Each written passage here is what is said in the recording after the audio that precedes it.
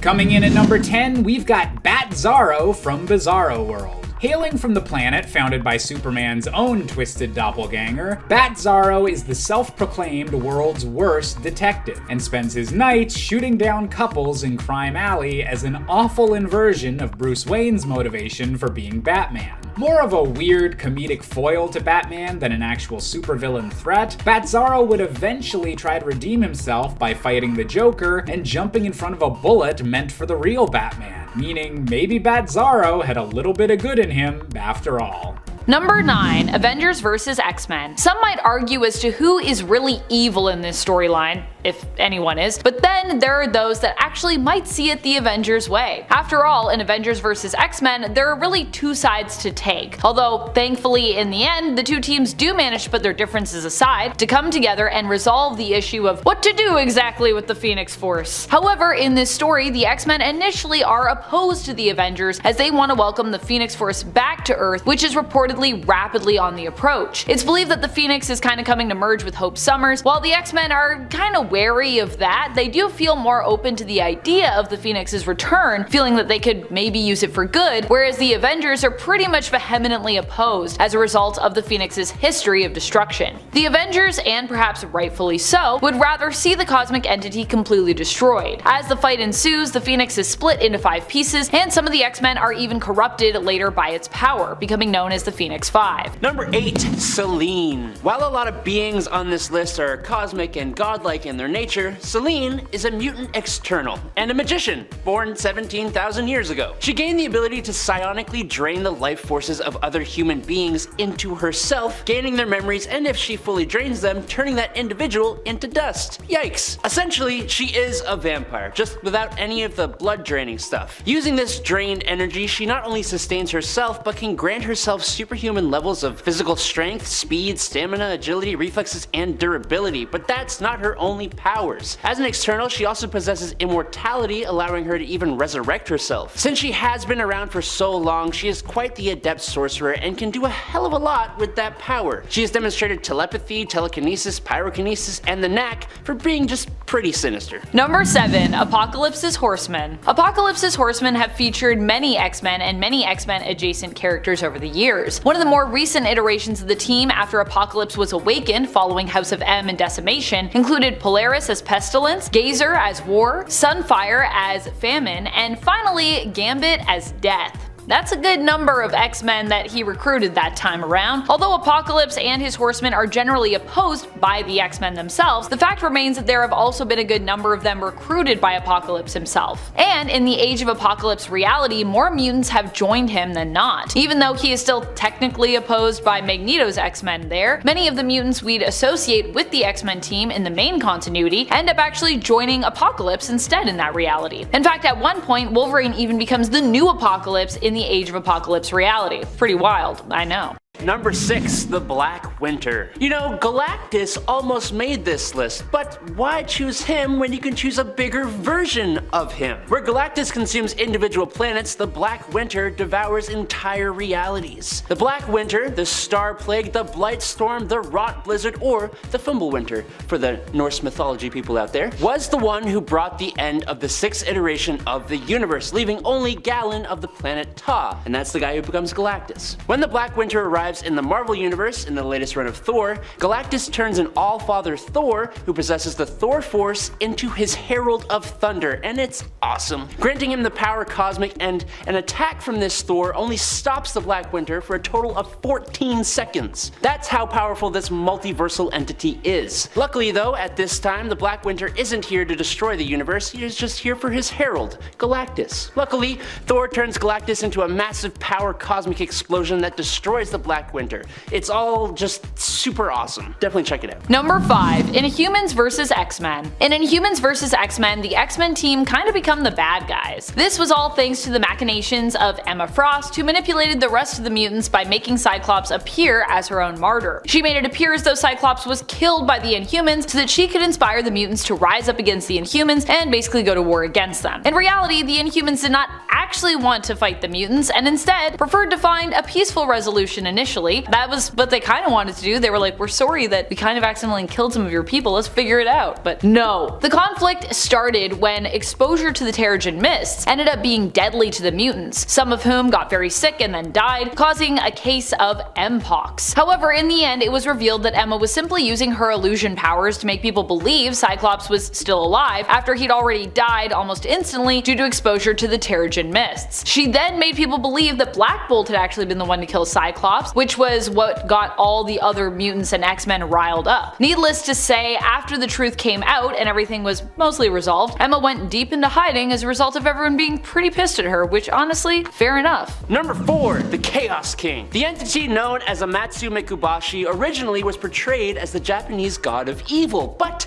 in actuality, he was an offshoot of Oblivion, the cosmic entity embodying the void that existed before the universe began. Because of course he was. An incarnation of the primordial darkness and chaos that existed before the universe, the Chaos King exists as a dark counterpart to the cosmic being Eternity. That by itself makes Amatsu an incredibly powerful being on a cosmic level. In a mission to bring everything to chaos, he started waging war on all the gods of every pantheon in the universe, and he actually did defeat and take control of almost all of them. It took a combined effort of heroes plus Hercules, who was amped up to incredibly insane godlike levels, to take him down in the Chaos War storyline. Absolutely check it out if you haven't already, it's fantastic. Number 3. Curse of the Mutants. Curse of the Mutants represents a time and team that were turned evil by really the curse of vampirism. Well, at least a few of the X-Men were. Primarily, Jubilee was the one captured and transformed into a vampire as a means to lure out Wolverine. This was all part of Zarus', Dracula's son, evil plan to take over San Francisco and bring all vampires together under his control, of course. However, what Zarus was not anticipating was that Wolverine, who he successfully managed to lure out and transform, it seemed, had actually been caught and turned as part of Cyclops' master plan. Haha, he one-upped him with a plan that was part of his plan. In the end, the X-Men therefore managed to defeat Zarus, with Wolverine being reverted back to being human, or rather I suppose I should say mutant, and Jubilee being rescued, although for a time Jubilee would still remain a vampire. And in at number 2 is Sidorak. Sidorak, also known as the Destroyer, Lord of Oblivion, and Master of the Raging Storm, is an immensely powerful extra-dimensional being hailing from the Crimson Cosmos. He was worshipped as a god and a demon by the primitive humans of Earth until he was banished back to the Crimson Cosmos. As the Destroyer, Sidorak's main goal is to just cause destruction and raise destructive power. To do this from the Crimson Cosmos, and also to win a wager with 8 other deities like himself, he created the Crimson Gem of Sidorak, which allows him to select a person to be his avatar, enhancing them to become the indestructible and immortal Juggernaut, like Kane Marco and the other avatars. Now, if you pay close attention to the magic wielders in the Marvel Universe, particularly Doctor Strange, you will hear them invoking Sidorak's name to cast some of their strongest spells. For example, the Crimson Bands of Sidorak. He doesn't really show up a lot in the pages of Marvel Comics, but when he does, it's always as this super imposing, terrible force. Number 1. Future X-Men. The future X-Men weren't actually X-Men. That was the problem when it came to their evilness. That was all part of their evil plot. Although this mutant group advertised themselves as X-Men once they traveled back in time, in reality, we had later learned that they were indeed not X-Men at all, but instead were an evil, future brotherhood. The team was initially formed by Charles Xavier II, the son of Charles and Mystique. He ended up recruiting the team to stand opposed to the X-Men, who Charles saw as a disappointment in regards to what his father had hoped for them. Charles II, that is, not the original Charles. While Charles II's team failed at defeating the X-Men multiple times, Reyes, Charles' half-brother, with Reyes' parents being Wolverine and Mystique, got the idea to travel back in time to when the X-Men would be more vulnerable in order to defeat them. But coming in at number 10 is Mason Oil Imports. Alright, look, DC Comics only has like one company that made it into this list, so to make up for that, we're gonna kick this off with DC's Mason Oil Imports. This company appeared in The Flash Volume 2, number 12 in May of 1988. They were at first a super legit New York City business that that imported olive oil to the United States. But in the dark belly of the criminal underworld, Mason Oil Imports was actually a front for Nick Basagalia and his criminal enterprise. Mason Oil Imports not only used the company to move his illegal products, but they also synthesized Velocity 9, a substance that both made its user high, but also allowed them to run at super speeds with an incredibly deadly downside. The company and its owner were, funnily enough, inspired by Vito Corleone from The Godfather, who also used an olive oil company as a front for his family and their crimes. In at number 9, Hammer. Hammer Industries is the first British company to make this list, so obviously it's evil, right? I'm kidding. But they are actually pretty dastardly. Originally, Hammer Industries was an international design and manufacturing firm founded by industrialist and eventual criminal Justin Hammer. The character of Justin Hammer was created by David Michelini and Bob Layton as an example of what Tony Stark could have been if he stayed on the path of an arms manufacturer and war profiteer. So obviously, Hammer Industries is a direct competitor to Stark Industries, and once Stark moved away from creating weapons, Hammer became the leading company in that field. In one of the early stories, Hammer directly develops means to override the Iron Man armor, causing the repulsors on Tony's suit to activate and take the life of the Carnelian ambassador to the United Nations. And then, just to make him even more decidedly devilish, Tony Stark learned that Hammer had been financing and outfitting some of the world's villains in exchange for profits. But the evil ways didn't stop after Justin's passing, as his daughter, Justine Hammer,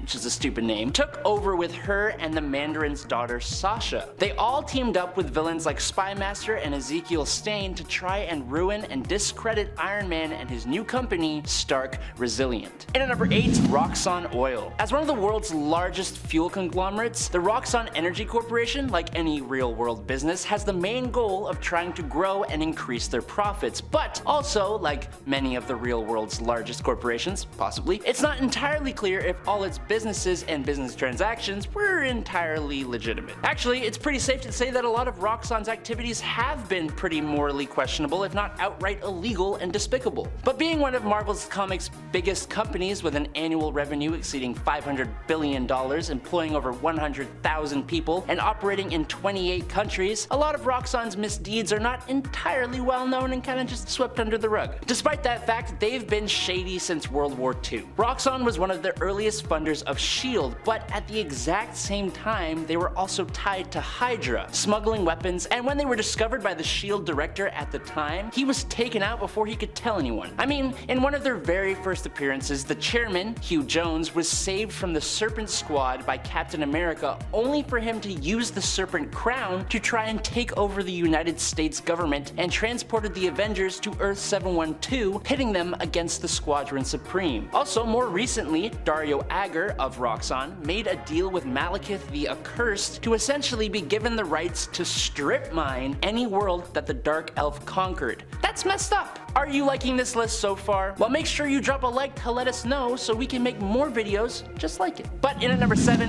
Vaught Enterprises. In the world of the Watchmen comics, one company seems to show up in almost every area of everyday life: Vaught Enterprises. A multinational conglomerate founded by billionaire industrialist and super genius Adrian Veidt, or as he is also known, Ozymandias. Adrian used his time as the superhero Ozymandias, unmasking himself and gaining a huge amount of popularity, which helped spark his massive commercial enterprise, all with the end goal of achieving world peace. I mean, there was the whole narcissistic improving his own self-image thing as well, but world peace was like the main thing. Vaught Enterprises had a ton of companies under its belt, including Gordian Knot Lock Company, Pyramid Deliveries, Construction, Global Construction and Press, Nova Express, a gossip magazine, Vaught Cosmetics and Toiletries, Vaught Energy, and a bunch of others dealing with all kinds of different everyday life things. Vaught even manufactured the Spark Hydrant, which was basically an electric car recharge station, which we now have in the real world thanks to Tesla. Is Tesla just the real world Vaught Enterprises? Maybe, but I don't think Elon Musk is using his monetary resources and super intellect to secretly create a gargantuan tentacled one-eyed psychic monster to end the lives of millions of people with the goal of scaring the world powers into working together to save us from an inevitable World War III. Or maybe he is. Who can say? I can't. I just work here. Number 6. Vaught American. Fans of The Boys TV show know Vaught is just an incredibly despicable company. Their comic book counterpart, on the other hand, though, isn't as absolutely evil, as they are just really embarrassingly bad at everything. In the comics, Vaught started out as an arms company and were pretty infamously well known for their exceedingly poor products. For example, the Vaught F-7U Grizzly, which was a fighter plane that Vaught supplied to the US Navy during the end of World War II. And while it had crazy speeds and awesome range, it had faulty weapons and non-self-sealing fuel tanks all over it that would burst into flames. They also supplied faulty rifles to the army during the Vietnam War. So yeah, they just kinda sucked at their job, but that all changed with the work of Jonah Vogelbaum and Compound V, which gave the world its first superheroes. Now, the company makes a fortune off the advertising and merchandise of its superheroes. All the while, the company ignores or endorses its heroes' incredibly villainous behavior while they aim to get their heroes into the military, which is the whole reason the boys exist. Specifically created to counter lobbying efforts from Vaught and prevent them from ever getting a foothold in the military. Number 5. Oscorp. I think one thing a lot of these corporations have in common here is, well, actually they have multiple things in common. Outside of an unimaginable amount of greed that causes them to do the most despicable things, there seems to always be some massive ego-fueled madman at the helm, and Oscorp is no different. Oscorp was created and ran by its CEO, Norman Osborn, who formed a business partnership with Mendel Stromm, who would later on become Robot Master. The partnership between these two became pretty irreparable when Mendel was caught embezzling from the company. But it actually turns out that was actually a big old fib. Mendel Stromm had gotten more popular than Norman Osborn, and Osborn was beginning to go deep into debt. Scared of being pushed aside by Stromm, Osborn made a deal with Mephisto, a literal hell lord, to destroy Stromm's life and reputation in exchange for his own son's soul. Norman gave up the happiness of his own son in exchange for complete ownership of his company. This one deal is what led directly to Osborn going insane, but it was also how he gained the Goblin formula from Stromm's notes. He then used the company to develop the Goblin armor, pumpkin bombs, and Goblin glider. Later on, during Dark Reign, Oscorp became the main supplier for the tech used by S.H.I.E.L.D. when he took over and rebranded to Hammer. Number 4. Alcamax. Alcamax is an interesting company. It didn't actually appear on Earth 616 until 2013. At this time, it was a multinational chemical corporation providing chemical, plastic, and agricultural products with hands in food, transport, health, and personal care. Norman Osborn, under the identity of Mason Branks, was the one to create Alcamax, merging Allen Chemical, which belonged to his daughter-in-law, Liz Allen, with stocks inherited from Oscorp by Normie Osborn, his grandson, and the remaining properties of the destroyed Horizon Labs to establish a strong empire for his grandson and the Osborn legacy. But this wasn't Alcamax's first appearance. Technically, they first appeared back in September of 1992 in the really awesome Spider-Man 2099 #1. In this future timeline, Alcamax, or Alcamax International, was the most powerful corporation in the world, and they had complete control over the whole of the United States. It had created products for basically every single area of consumerism, and had divisions in almost every level and aspect of society and government. They funded the military and had a monopoly on private space travel, not to mention they owned their own private police forces and even a whole city. The difference here is that at some point an alien known as Avatar, with 2 R's to make it cool, took control of Alcamax's board of directors and pulled the strings from behind the scenes. Alcamax is truly despicable as the authoritarian leader in control of America in this future timeline. And at number 3, I want to step away from Marvel and DC for just a second here. For our number 3 spot, we gotta talk about Weyland Yutani. Weyland Yutani was a British-Japanese super company founded in 2099. They have divisions in weapons manufacturing, advanced technology like androids, faster-than-light travel, starships, and computers, interplanetary shipping and transport, extrasolar colonization, and commerce. And by the year 2150, they owned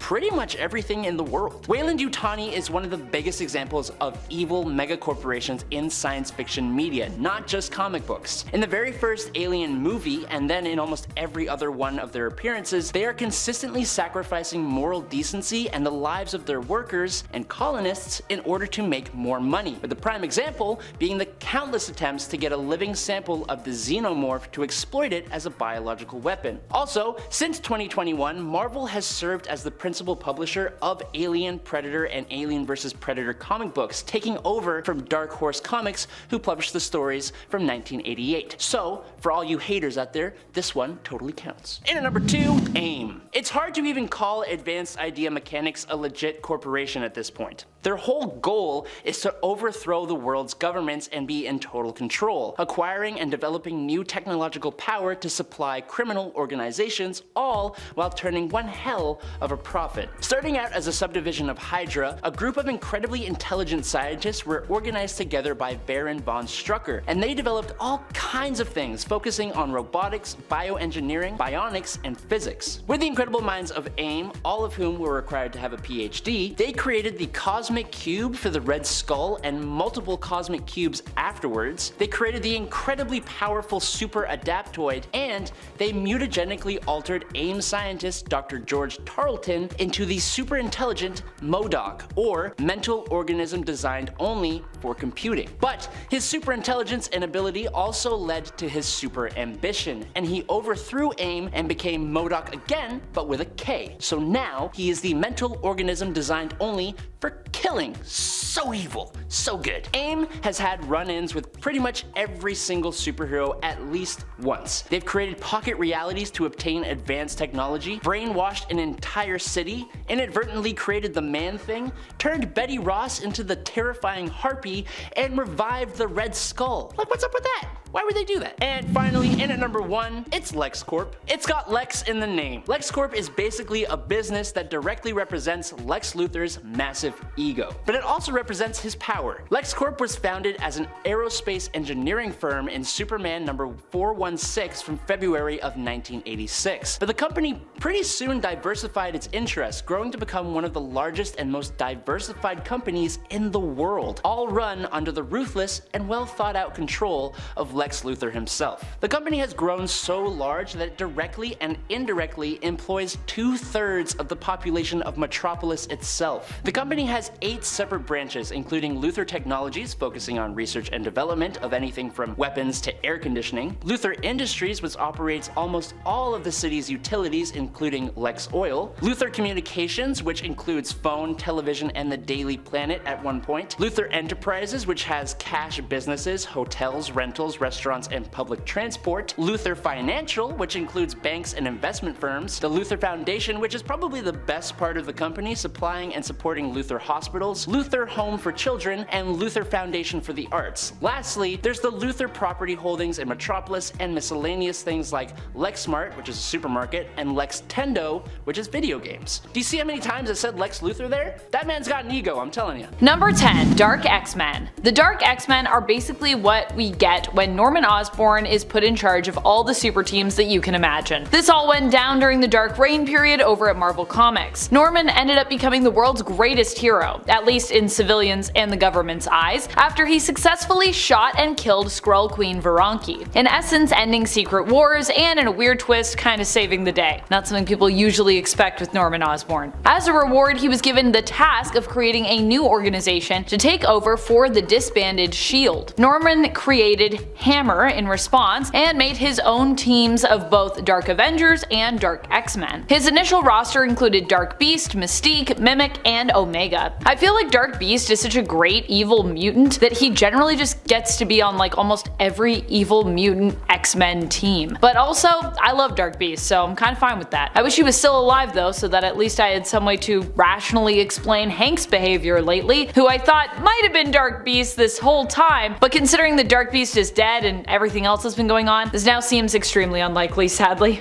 Dark Beast, please come back to save Hank from himself. Coming up on the 9th spot is Null. That's with a K. And this fella is bad news. He's an eldritch entity, the god of darkness, ruler of the void, and oh yeah, homeboy created the symbiotes. Any evil that's come from the many symbiotes can all be traced back to Null, who rules over the hive mind. When you stop and consider just how much suffering the symbiotes have been responsible for, how much damage and destruction, and all of that can be pointed back to Null, you gotta figure that is a pretty powerful ancient evil. Decked out with some sweet symbiote armor and an impressive sword, Null has his sights set on galactic conquest with the symbiote army. And honestly, he was making a pretty good play for the throne were he not stopped by Eddie Brock in a truly staggering duel of cosmic proportions. Sure, yeah, you might have birthed the symbiote race, but it's hard for anyone to top the guy who made symbiotes cool in the first place. You can't beat Venom. I mean, he's got his own theme song by Eminem. How many of us can say the same? Number 8. Cerebro's X-Men. Cerebro ended up at one point gaining sentience and creating their own X-Men. The sentient Cerebro took the form of Professor Charles Xavier. Cerebro recruited their own X-Men to oppose the true X-Men team, or at least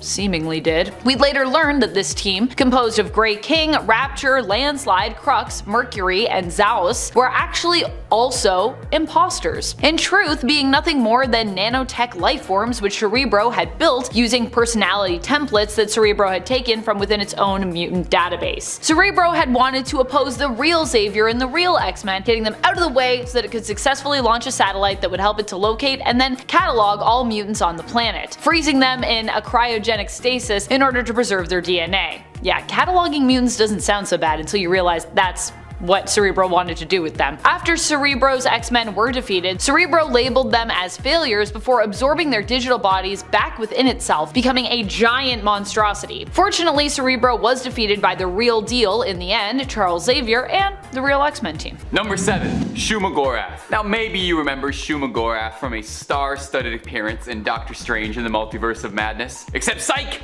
Due to a licensing issue, that was actually Gargantos. But it was supposed to be Shumagorath, so you were right to think that. Marvel's resident Lovecraftian god, who's lived for millions of years beyond the stars. Even older than the Marvel Universe itself. Quite literally, if you want to get a bit metatextual with it, since Shumagorath began life as a villain for the Conan mythos, tying itself into the greater Cthulhu mythos with H.P. Lovecraft, who was a pretty good friend of Robert E. Howard back in the day. It's a pretty interesting backstory and makes sense since Shumagorath is an all-powerful multi-dimensional entity. It only makes sense that it exists across the multiverse in ours as well. Shumagorath is about as powerful as a Lovecraftian god can get, boasting all the usual feats: incredible strength, difficult to put down, all kinds of psychokinetic abilities that leads him into all sorts of clashes with everybody's favorite sorcerer, Doctor Strange. Number 6. 10 Evil Xaviors. A few teams on this list aren't specifically made up of a copy one-for-one of evil X-Men, and this is one of those teams. It was simply too good for me to not include, so you're welcome.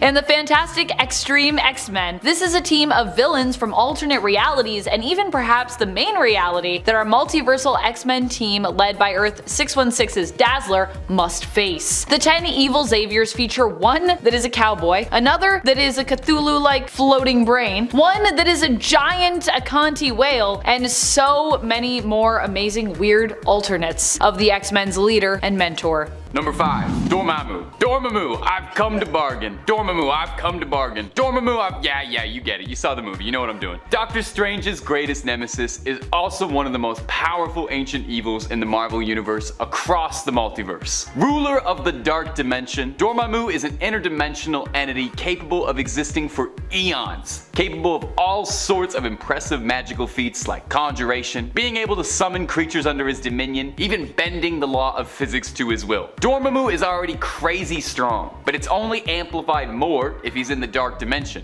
his home turf. Now he doesn't just get a home field advantage by being there because the sun's not in his eyes. He's able to siphon energy directly from the Dark Dimension to fuel himself, as well as draining his followers for their energy. Dormammu is the perfect foil for a hero like Doctor Strange, an incredibly powerful, omnipotent being who can't be defeated outright with traditional brawls or fisticuffs, and needs to be outsmarted and outmaneuvered. Luckily, the Sorcerer Supreme usually has a handle on it. Usually. Number 4. Revenants. Who are the Revenants? Revenants, they're basically like, well, evil X-Men. Well, at least evil versions of a few of the X-Men. In an alternate reality where Cassandra Nova becomes ruler of the world, they may even have a ton more power over there. In fact, I believe they do. I think they rule that alternate world. Ugh. But the ones we're talking about here instead appear in Uncanny X-Force, where they face off against some of the former / current / future X-Men members. Revenants are also known by another name though, one you might be familiar with if you are a Cassandra Nova fan or a Shi'ar fan: Mumadrai. The Mumadrai are basically evil duplicates of oneself. According to Shi'ar beliefs, in order to be born, one must first defeat their evil alternate, their Mumadrai, in the womb. That was what Charles did in order to defeat Cassandra Nova, his seemingly evil twin, who really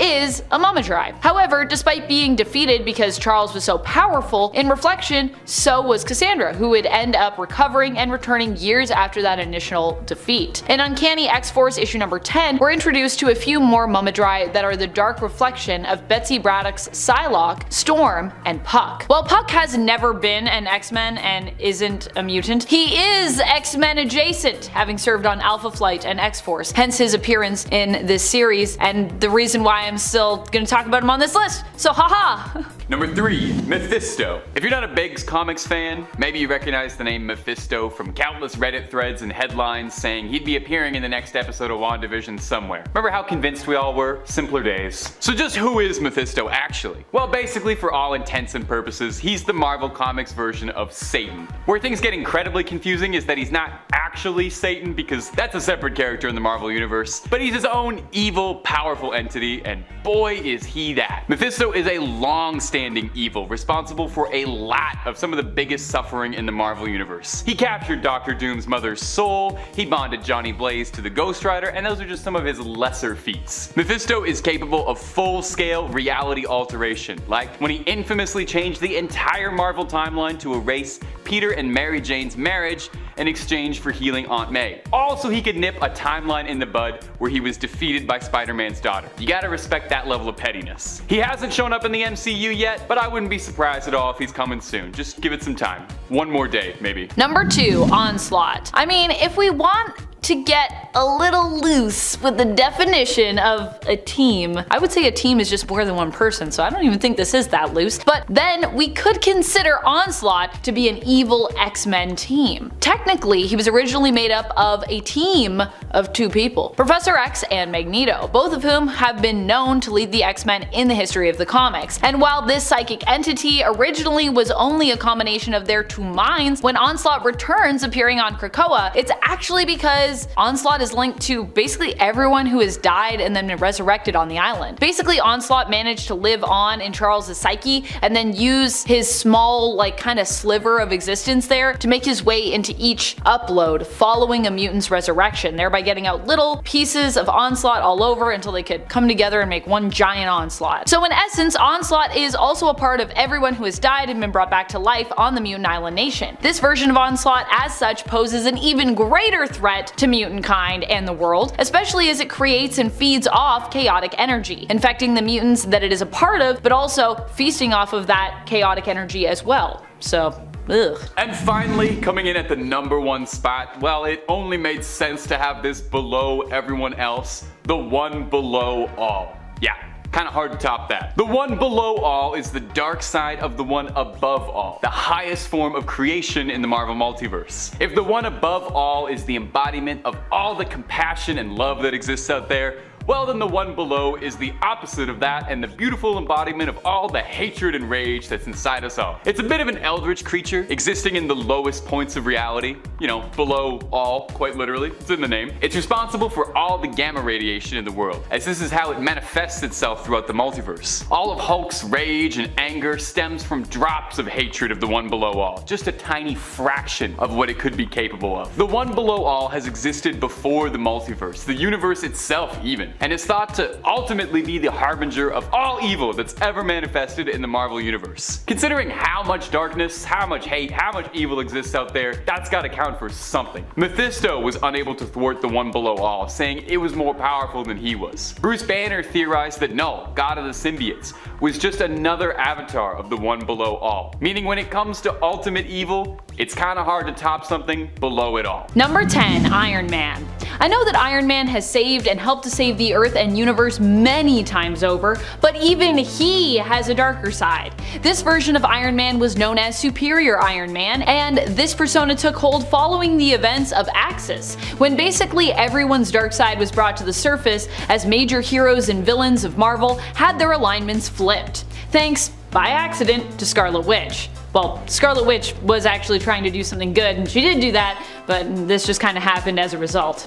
Oh, Wanda, always with the magic and the chaos. When everything was set right once more, however, Iron Man managed to shield himself from the reversal back to his original alignment, being the smart and evil man that he was at the time. And so for a while thereafter, he got to continue being evil in his series, Superior Iron Man. Number 9. The Flash. Usually we see the Flash as a hero, especially the current Flash, Wally West, except for the time when, for some reason, it was felt that he should play a villain instead. As in Heroes in Crisis, where Wally basically snapped due to the universe being reset with New 52 and him remembering the previous continuity, his family, and his own place in it. Now granted, this wasn't specifically a persona of Wally's, more just a breaking point for the hero that briefly turned him into a villain. But in Future State we did see a darker side to the character explored once more when he becomes one of the Four Horsemen and is possessed by the entity known as Famine.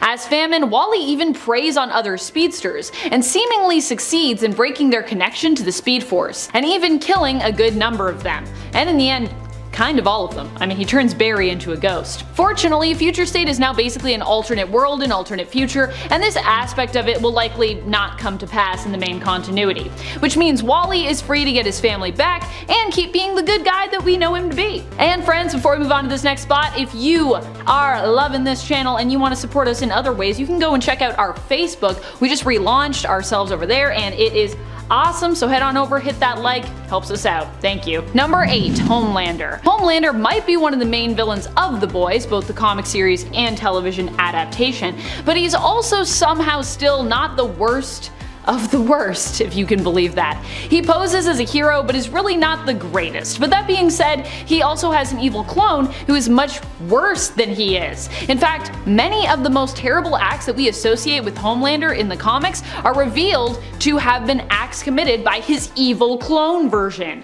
Well, I don't think the television series plans to follow suit in this regard. In the comics, this evil clone of himself turns out to be Black Noir, whose face we never see, and in the television series, whose voice we never hear. And even in the comics, he's known for being very quiet. So not only does Homelander have the false hero persona that he often wears in front of the public, but he also has a much darker yet separate side in his evil clone, Black Noir. And I would say in comparison to Black Noir, Homelander is basically a superhero because Black Noir is literally the worst in the comics. It's really bad. Number 7. Moon Knight. Moon Knight is known for being a hero or anti-hero in the Marvel Universe, but unfortunately, there's a lot going on in his mind, which means he hasn't always acted as a hero. In fact, the being that granted him his power may also be his dark side, or bring out a dark side in Moon Knight, or Mark Spector at least. It has been insinuated before that Khonshu is another persona residing within Mark Spector's psyche, who is somewhat of a manipulator, but in some ways represents Mark's lack of control or desire to self-sabotage. However, even if we consider what presently seems more likely, that Khonshu is of course his own separate entity, Khonshu was also the one who almost succeeded in using Moon Knight to turn the Earth into his own underworld, having Moon Knight steal artifacts of power from the Avengers to use them to defeat Mephisto, but only so that Khonshu might reign in his place. Yikes. Moon Knight's dark persona has a name, and it is, or was at least, Khonshu. Number 6. Red Hood. Jason Todd is a character who is familiar with darkness. He has suffered through quite a bit of trauma and tragedy, and as a result it shaped his character, corrupting him somewhat and turning him dark. Initially, Jason Todd was known as Batman's second Robin, but over time he became more and more rebellious and eventually chose to basically break off and set it on his own. This only led to more problems when Jason found his birth mother, but then was seemingly betrayed by her and then brutally killed by the Joker. And all of that after shortly reconnecting with Batman. Ooh. Years later we would learn that he had returned, but feeling that Batman had abandoned him after his suspected death, became the villain known as Red Hood, breaking the rules of heroism that Batman had taught him. Jason to this day is always a character who struggles to find the light at times on a path of darkness that he treads. And even when acting as a hero, there is a darkness within him that seems to linger, and at times even comes to the surface. Number 5. Professor X. Even someone as celebrated as Professor X has a dark side, and actually, the more we've gotten to know him, the more this makes quite a bit of sense. The darker and darker it seems to have gotten for Professor X. One of the first major revelations when it came to Professor X's dark side was with the villain Onslaught. Onslaught initially was this mysterious psychic villain in the comics who, despite seeming like a mashup of Magneto and Professor X when it came to his abilities and his appearance, everyone was still surprised to find out that he in fact was a mashup of Magneto and Professor X. Gasp! More specifically, Onslaught represents the repressed darker parts of Charles' psyche, which he kinda locked away but later were released when he broke Magneto's mind, in essence absorbing it. Although at the time, I don't think he really knew he did that. Magneto's mind connected with Charles' darker side, and Onslaught was born. And really, this was just the beginning of readers learning about the darker aspects of Charles Xavier, which overall I think adds quite a bit of depth to his character. Number 4. Enchantress. Enchantress is an interesting one. I feel like we generally think of her as more of a villain, but she's definitely way more complicated than that. To be clear, we're talking about the Enchantress of DC, aka June Moon. June Moon became the Enchantress initially in the comics after being given magical power by a being known as Zamor. In reality, this power was granted to June Moon by merging her with an evil entity known as the Succubus. With her newfound power, she would transform into a green-eyed, raven-haired woman whenever she activated her abilities, transforming back to the blonde-haired, blue-eyed June Moon thereafter. At least initially back in the New Earth continuity, June actually acted as a hero in her Enchantress guise, defeating evil and saving her paramour's life. Unfortunately, she quickly became more anti-hero in terms of her adventures and motives, and then just basically became like straight up villainous from there. At times it has seemed Enchantress struggles when it comes to her alignment. Sometimes she would act heroically, but on a dime she would turn to the side of evil with her behavior. This is because of the struggle within her likely between the Succubus and June in terms of their own desires. Or, in Prime Earth continuity, the struggle between June and Enchantress, who is simply her own magical entity who is merged with June. Number 3. Phoenix. Phoenix is probably one of the most powerful characters in the Marvel Universe, which is also what makes their dark side so terrifying.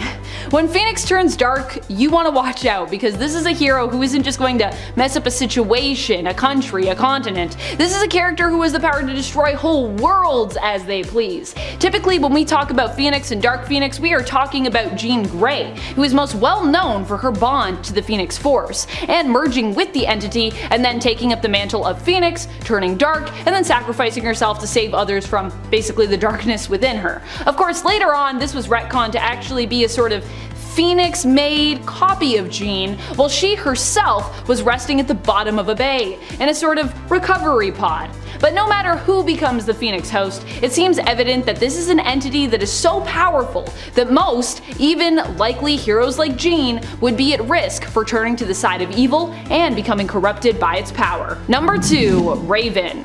Raven is a hero who very evidently has a dark side. It comes from her father's side.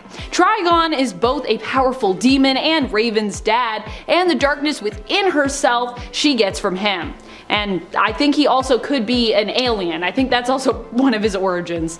Evil alien. He sired many offspring with the hopes of spreading his power and his mission of destruction, because he was trapped at the time. His goal was to, in essence, destroy worlds with his children, who likely all felt a pull towards darkness, because they're his children, Raven included.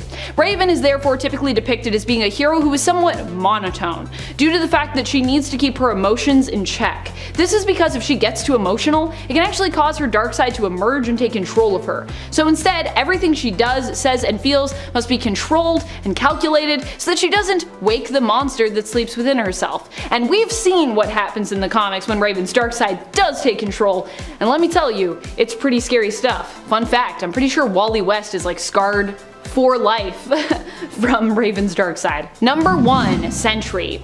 Sentry's evil persona was so bad that he in effect had to be wiped from the minds of everyone on planet Earth, including his own mind. The Sentry is the greatest superhero the world forgot in Marvel Comics, and the world had to forget him because Bob Reynolds wasn't just the Sentry, but was also one of the greatest and most powerful villains to have ever lived. The Void. With the realization that they too were one and the same, the only way the heroes who knew this figured they could defeat the Void without killing Reynolds, who was a close friend to many of them, was to simply make sure that everyone forgot who the Sentry was, allowing Robert to also forget, and in essence preserving the good deeds as well that he had done, even though no one of course would remember who he was. And without the extreme good of the Sentry, there would also no longer exist the extreme evil of the Void. Problem solved. For a time this worked and Bob went back to being a regular old Joe, forgetting about his previous life, but one day he began to remember again, which allowed the Sentry to return, but also brought the Void back with him. And that's also when we found out who he was, because we also forgot, us readers.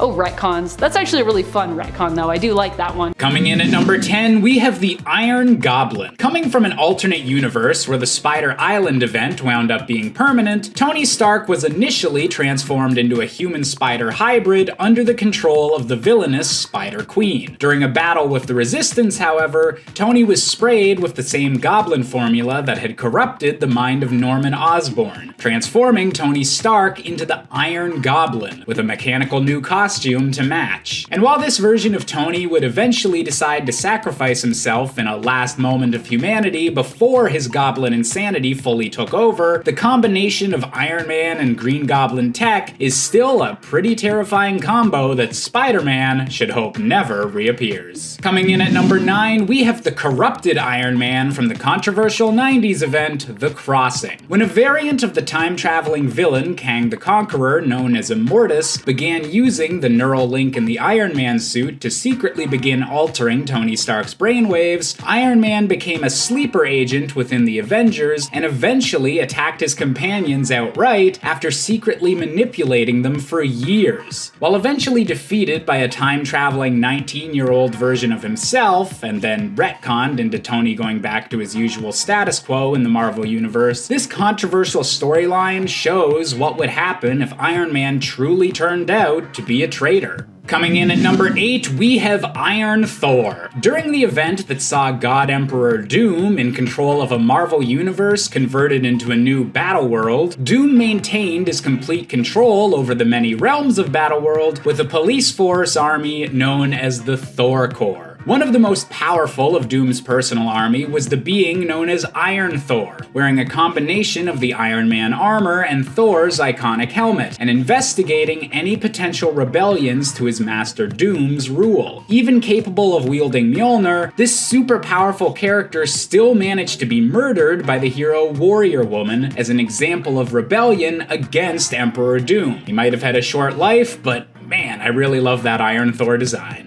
Coming in at number 7, we have the Steel Corpse. Hailing from Earth 11326, this version of Iron Man was pretty similar to our own, but with two key differences. He's permanently fused with his suit, and he absolutely hates mutants. Fighting alongside other villainous Avengers to wipe out this universe's X-Men, this Iron Man's natural body died long ago after being melded with his machinery, and thus he jokingly calls himself the Steel Corpse as a way of coping with his morbid situation. This version of Iron Man had complete mastery of his weaponry, as they were literally a part of his body, and only a last-second change of heart before sacrificing himself stops this Tony Stark from being one of the absolute worst. Coming in at number 6, we have the infamous Iron Patriot, aka Norman Osborn. Best known as being the alter ego of Spider-Man's nemesis, the Green Goblin, Norman Osborn has long been one of the biggest threats in the Marvel Universe, manipulating events from afar as the CEO of Oscorp. Following the invasion of Earth by the Skrull army, Norman found himself suddenly in the public eye and with goodwill after being the one to personally defeat the Skrull Queen. Norman would use this influence to lead the Dark Avengers as the Iron Patriot, a twisted version of Iron Iron Man combined with Captain America's patriotism that tricked the public into trusting Norman, and showing that Tony Stark is definitely not the worst billionaire in the Marvel world.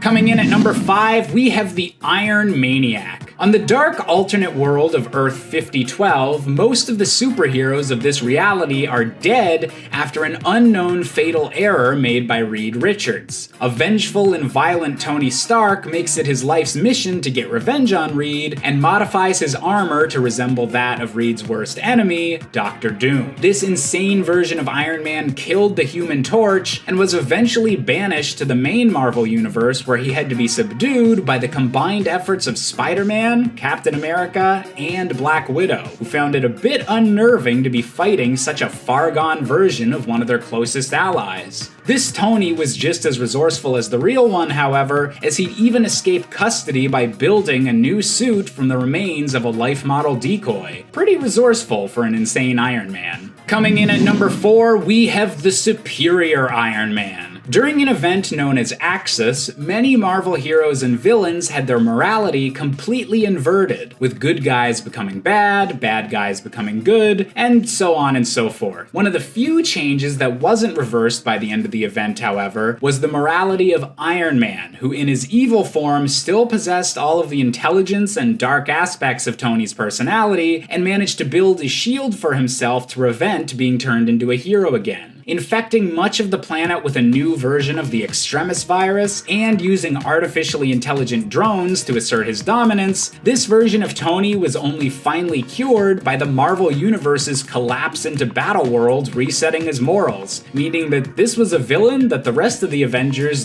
didn't even manage to properly defeat. Coming in at number 3, we have Obadiah Stane, aka the Iron Monger in the very first Iron Man film. It's become a bit of a meme at this point that many of the supervillains of the MCU are dark reflections of the same powers and personalities as the heroes they're opposing, and the Iron Monger is the origin of that trope in the Marvel Cinematic Universe. Completely guilt-free about selling weapons to all sides, Stane is a ruthless businessman willing to do anything to maintain control of Stark Industries, and shows just how awful Tony's new technology could be used in the wrong hands, and what a monster he could become if he gave up on his deepest morals. Although, honestly, the fact that his idea of upgrading the Iron Man suit is just to make the original one bigger, maybe he's not quite as smart as Tony after all. Coming in at number 2, we have the evil Emperor Stark. Hailing from the destroyed world of Earth 42777, this version of Iron Man was perhaps the cruelest the multiverse had ever seen, as he manipulated Magneto and the Brotherhood of Mutants into declaring war on humanity, then used the resulting anti-mutant backlash to secure power as the world's only superhero. Holding entire countries hostage with natural disasters and even spreading plagues among his own citizens, this version of Tony declared himself Emperor Stark, taking the cloak of Doctor Doom as a final trophy. This was Iron Man at his most evil, and he was an incredibly powerful threat when encountered by the multiverse-traveling Exiles, only eventually defeated by his own universe's last superhero survivor, Sue Storm. A tragic end for a tragic villain. And finally, coming in at our top spot, we have Zombie Iron Man. When Earth 2149 was first hit by the zombie plague that's since been highlighted in multiple Marvel spin-off series, this version of Iron Man attempted to use teleportation technology to escape to a different universe with Nick Fury. However, a zombified Fantastic Four arrived too quickly for this plan, and Tony was bitten, becoming a living corpse inside his metal armor and developing a bloodlust and pure hunger for human flesh. Still surviving even after having his legs blasted off by the Silver Surfer, the zombified Iron Man would go on to lead the rest of the undead heroes and villains in an attack against Galactus and gain this universe's power cosmic, meaning he could now pursue more flesh throughout the entire universe and bring the zombie plague to the rest of the doomed cosmos. Starting us off in at number 10, Black Flash. The actual physical representation of death for all speedsters, Black Flash is the Grim Reaper of the Speed Force. Making his first appearance in The Flash Volume 2, number 138 back in 1998, he was seen before the deaths of several speedsters including Barry Allen, Johnny Quick, and Bart Allen. But he also tried to return Wally West to the Speed Force, but was unsuccessful, taking Linda Park instead, Wally's girlfriend. Black Flash eventually did return to try to claim Wally again, freezing time for everyone without a connection to the Speed Force to do so, but thanks to the combined efforts of multiple speedsters, Wally was able to race Black Flash until the end of time, causing death to have no meaning. The CW Black Flash, which was really just Hunter Zolomon aka Zoom, was killed during season 3 when Savitar lured him out of the Speed Force and then Killer Frost froze him, resulting in her first kill that actually turned out to be her ex as well. Dare I say, ice cold. But that didn't stop the Speed Force anyway, since later on Barry Allen returned in the Flash Rebirth storyline in the comics, becoming the new Black Flash. So this is also a version of the original Flash as well as a separate entity. In at 9, Inertia. The bitter feud between the Allen family and the Thawne family would span generations. Even in the 30th century, President Thawne sought to recruit Bart Allen in his revenge campaign against the Allens, since Bart was half Thawne himself. When that failed, Thawne mixed Bart's DNA with Thawne's genetic material to create a speedster clone who he named Thaddeus Thawne. Whereas Bart grew in a hyper-accelerated world, Thaddeus' childhood was the exact opposite, because of course it was, he's the reverse. His development was super slow, which led the young speedster to become more calculated and methodical. Thaddeus was also taught to hate the Allen family, and Impulse in particular. In addition to this modification, Thaddeus' growth and development was slowed. This is in contrast to Bart's accelerated development. However, after killing Bart, Wally West had other plans. Upon hearing of Bart's death, an enraged Flash hunted Inertia down. Though he thought of killing him, Flash decided instead to do something worse. He used his abilities to slow Inertia's movements down to the point where he was totally immobile, essentially a living statue, and then he placed Inertia on display at the Flash Museum facing statues of Bart Allen as Impulse and Kid Flash. He could still think, see, and hear in normal time, but was frozen in place. Inertia was then just doomed to spend an eternity in a state of near total paralysis, staring at images of the guy he killed. And at 8, Godspeed. August Hart is the former detective partner of Barry Allen. August was the only witness to Barry's accident that turned him into the Flash, and while going after a criminal organization called the Black Hole, August was struck by lightning during a Speed Force storm in Central City. August became the ruthless vigilante known as Godspeed, and got his revenge on the man who he suspected to have killed his brother. He had given up on the justice system since his brother's killer had gone free, and with his newfound power, had the ability to become judge, jury, and executioner. August realized after he had gotten his powers that he also had the ability to steal others' speed, though for a time he could only do it by killing them. He practiced this skill to be able to do it non-lethally as well though. With his new godlike speed, August was able to move so fast as to create duplicates of himself at any given time, allowing him to give the illusion that he and Godspeed were different people, which is pretty damn sick, considering the alternatives are Speed Mirage and Time Remnant, which aren't exactly the same thing but are still fairly similar.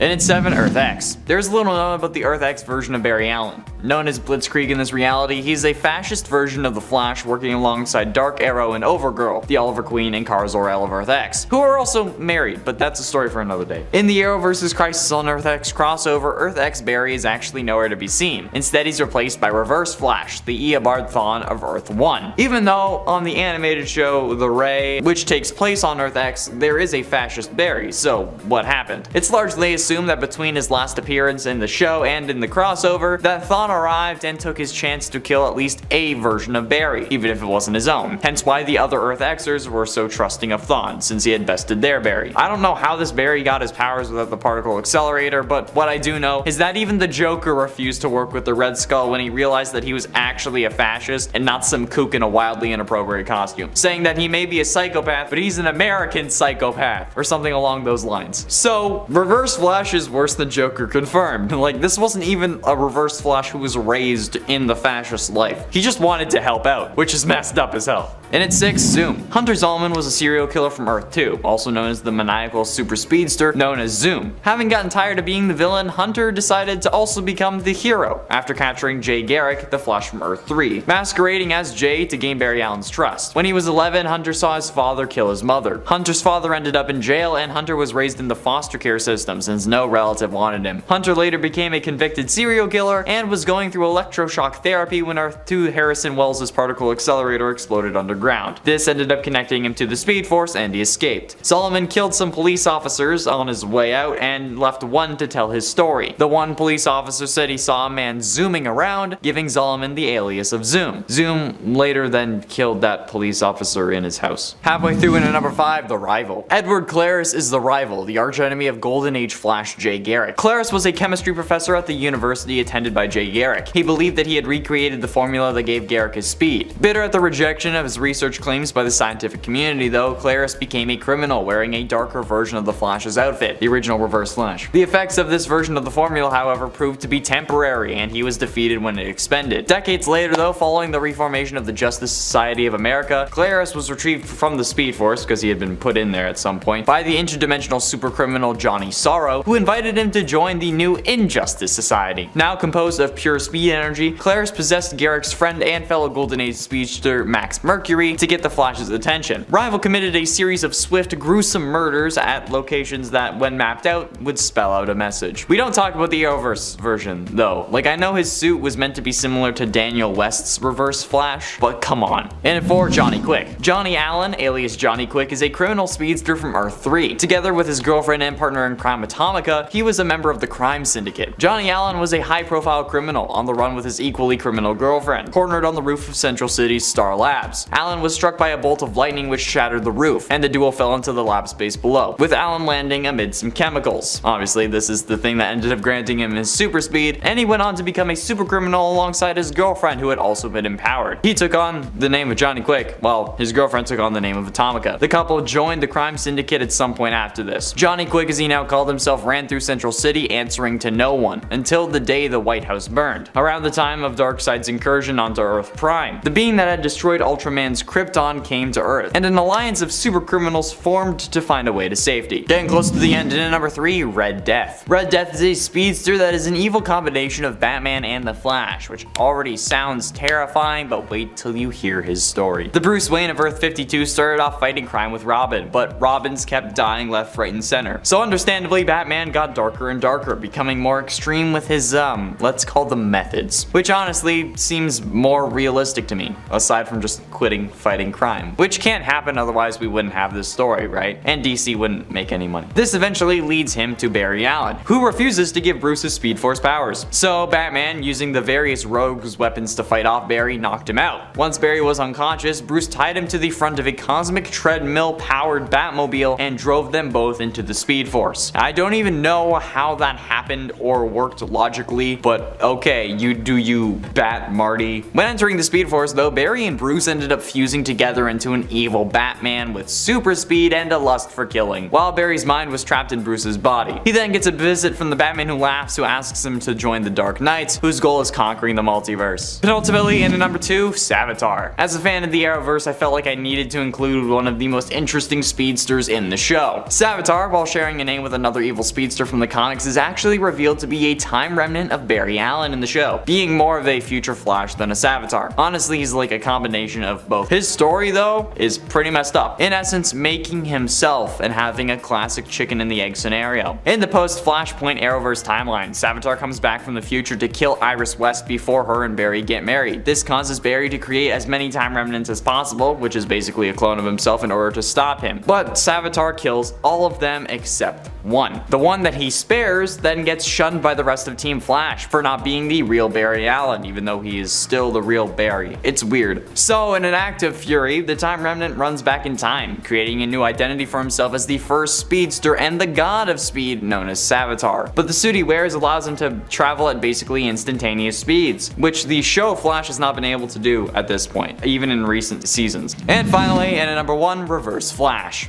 I know what you're thinking, okay? Isn't Eobard just the Reverse Flash? Like, not actually a version of the Flash? In the main continuity, yes, but also thinking of the Flash Armageddon crossover, Barry Allen becomes the Reverse Flash, so this could be another literal evil version of the Flash. But in the Dark Multiverse Flashpoint story, Eobard also becomes the Flash, and he kind of becomes his own form of hero in a way. A dark, twisted, messed up hero, hell-bent on eradicating competing heroes in the universe, but still a form of hero, right? Technically it counts. And I mean, like, he's still scary, alright? And a version of the Flash, so this counts for this list. In a universe where Barry Allen dies while trying to get his powers back with Flashpoint Batman, aka Thomas Wayne. But once Thawne tried to stop the war between Aquaman and Wonder Woman by threatening them and killing Arthur, you know there's gonna be some hell to pay. So he sets on shaping the world in his own image. This involves preventing Batman from ever becoming Batman and instead creating his own superhero team, full of versions of characters we know and love, but all with Reverse Flash logos somewhere on their suits, usually. And I have to say, preventing Batman from being created is probably the smartest thing Eobard could have done, because either way, Batman is going to lead some form of resistance against you, so good on you. This is the smartest thing that any villain has ever done in the DC universe. Number 10. Kane Parker. Kane was one of the first evil clones ever made of Spider-Man, and really, he wasn't evil of his own choosing. He was kind of just a bad dude because he was so defective and was quickly degenerating. His degeneration made Kane somewhat insane, and his powers also didn't help. His own version of Spider-Sense was more precognitive, giving him visions of the future. The problem? With each vision he viewed, he would become more and more unhinged. Kane Parker would start out as being more of a sinister figure, but as time went on, he'd really become more of a moody anti-hero in the comics. In some cases, he was also only originally an antagonist because his motives were misunderstood by Peter. Number 9. The Jackal. At one point, another clone who was previously considered to be one of the best clones with the most potential for good also turned to the dark side. Yes, this clone was none other than Ben Reilly. Having recalled all of his deaths from when Miles was experimenting on Ben in an attempt to perfect the cloning process, Ben became somewhat unhinged. He ended up defeating and killing Miles Warren only to bring him back as a clone and convince Miles to work for him. This would result in Ben adopting the mantle of the Jackal for himself and building a clone army of Spider-Man's previously dead friends, allies, and even villains, as well as building the New U Technologies Corporation. In exchange for the clones' cooperation, Ben provided them with pills that would help to stave off the degeneration while he worked to perfect the cloning process himself, and a frequency technology that would substitute the pill for, well, likely only a chosen few, because Ben probably wanted to control the other clones. He was like, I'm good, but also I'm kind of controlling you. Well, he meant well. When Peter was approached to join the Jackal, who was revealed to him to be Ben, he simply refused, believing that the Jackal was a perfect example of having all the power, but none of the responsibility. And friends, before we move on to this next spot, if you are loving this list and you want another list like it where we talk about even more evil Spider-Men, be sure to let us know by giving this video a thumbs up. There are surprisingly a lot of evil Spider-Men out there. Number 8. Ghost Spider. While redeemed in the end, initially when we met Peter Parker, who was to become Ghost Spider, we would learn of just how evil he was. Ghost Spider is the Peter Parker from Reality Earth 11618, where he was previously known as simply the Amazing Spider. Not to be confused with Ghost Spider, who is Gwen Stacy from an alternate reality. I think that's Earth 65.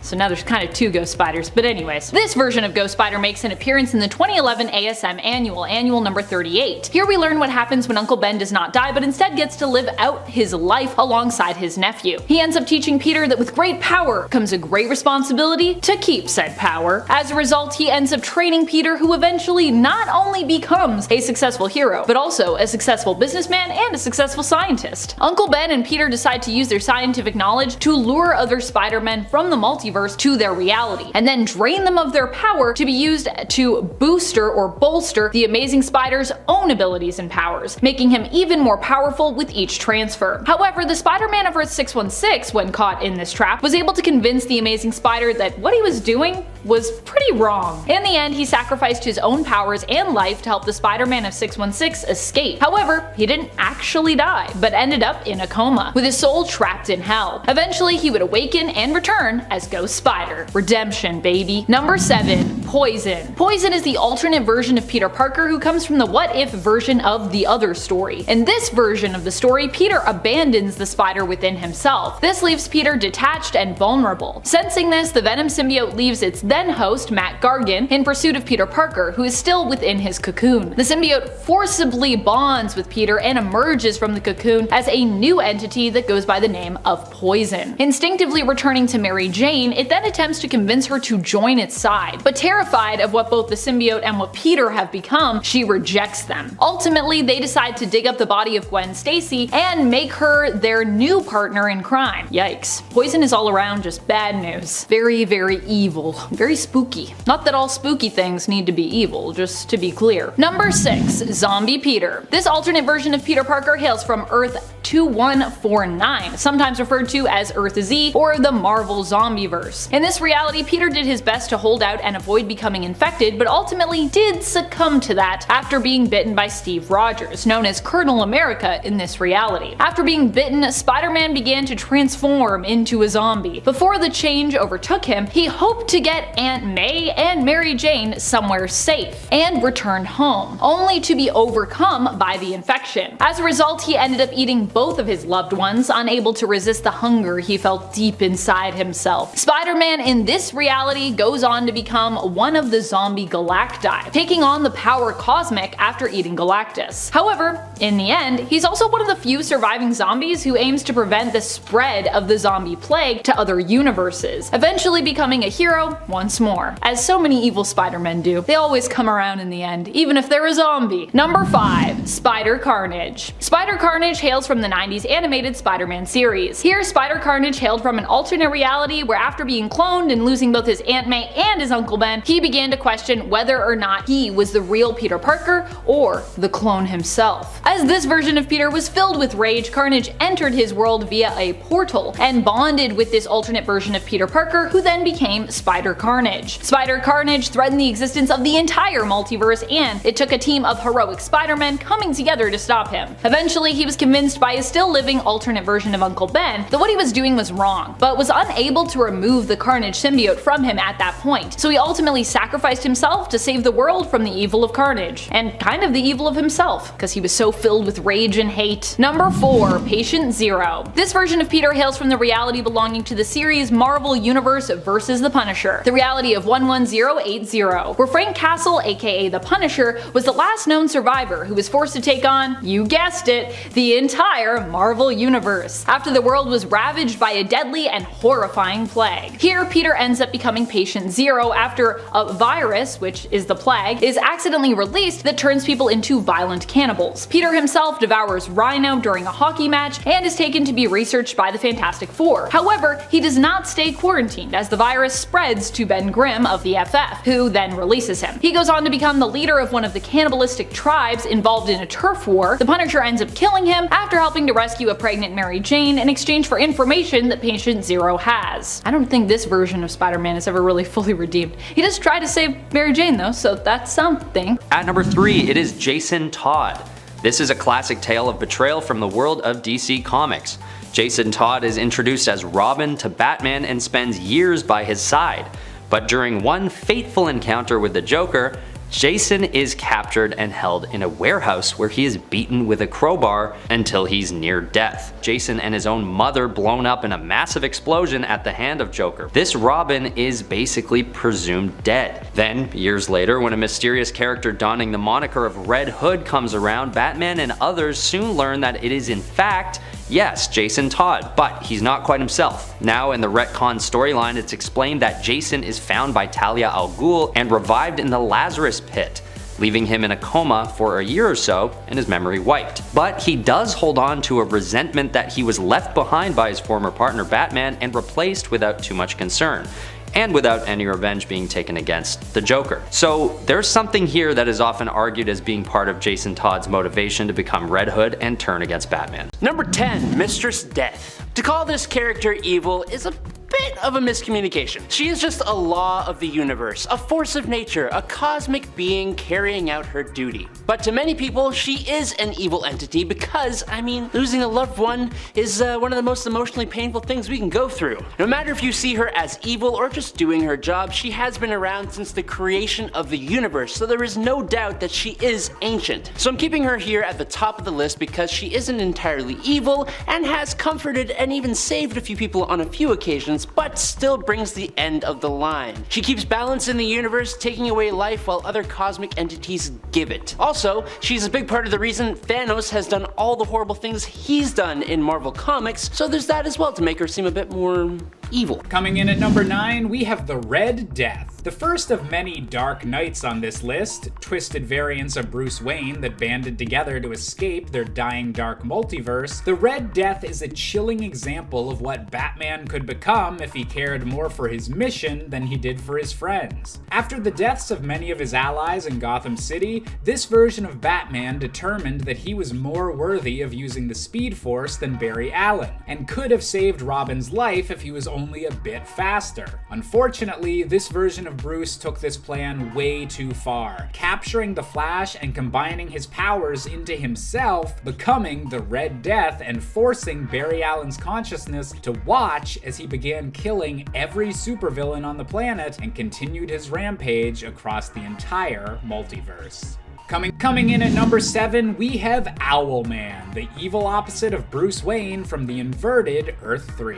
Born under the name of Thomas Wayne Jr., as a young boy, Owlman murdered his younger brother Bruce and had his butler Alfred kill his parents to ensure that the Wayne fortune was not wasted by their frivolous spending. Using his costumed identity as Owlman to intimidate the leaders of Gotham into falling under his control, Owlman was a twisted version of everything that Batman stood for, and every time their universes have crossed over has led to some incredibly dramatic battles. And speaking of evil Batmen named Thomas Wayne, coming in at number 5, we have the Merciless, another of the Dark Knights. In an alternate universe in which Ares, the god of war, declared war against all of existence, Batman stood with the rest of the Justice League in a battle that literally lasted for eons, until the sole combatants left in the entire universe were Ares and Batman, still standing through sheer willpower alone. After landing a blow that knocked Ares' magical helmet off, Batman was forced to put the helmet on to finally defeat the God of War, leaving him the only survivor of this burned-out universe. This Batman unfortunately became addicted to the power and bloodlust granted to him by the helmet, and joined forces with the rest of the Dark Knights in order to survive the destruction of his universe, going forth to find new worlds for him to become a new God of War against. Number 5, Android Ultimates. The Android Ultimates come from Ultimates 3. They make their first appearance in issue number 4 of the Ultimates 3 series. This is where we first learn that these Ultimates aren't really the Ultimates at all, but replacements built by Ultron to act just like them. His plan is to use the team of robotic hero impersonators to destroy man and help the machines of the world rise up. Really all machines too. There's a weird part where they're talking about like, we as machines are just seen as these tools. Us toasters, we will unite. It's like very strange. Of course, the Ultimates themselves will have a few things to say about that whole plan. Ultron styles himself after his father Ant-Man, but he and his team wouldn't make it past the next issue. It would later be revealed that their leader Ultron wasn't actually fully in control, but instead was being puppeted by Dr. Doom. So many reveals where people are actually being controlled by someone else. Coming in at number 2, we have the Emperor of Shadow, aka Bruce Wayne. In a recent one-off issue entitled Batman Superman Authority Special, Batman discovers a reality from the dark multiverse where Ra's al Ghul's plans to dominate humanity have come to pass, and the League of Shadows has become an empire of shadows, controlling the entire world. To make matters worse, the leader of this empire is a Bruce Wayne who gave in to Ra's al Ghul's teachings and embraced his position as the world's new emperor. While Batman and Superman were eventually able to destroy the link between this world and the regular DC universe in order to prevent an invasion, this twisted version of Bruce Wayne is still out there, likely biding his time until the next opportunity arises for the dark multiverse to attack the regular multiverse once again.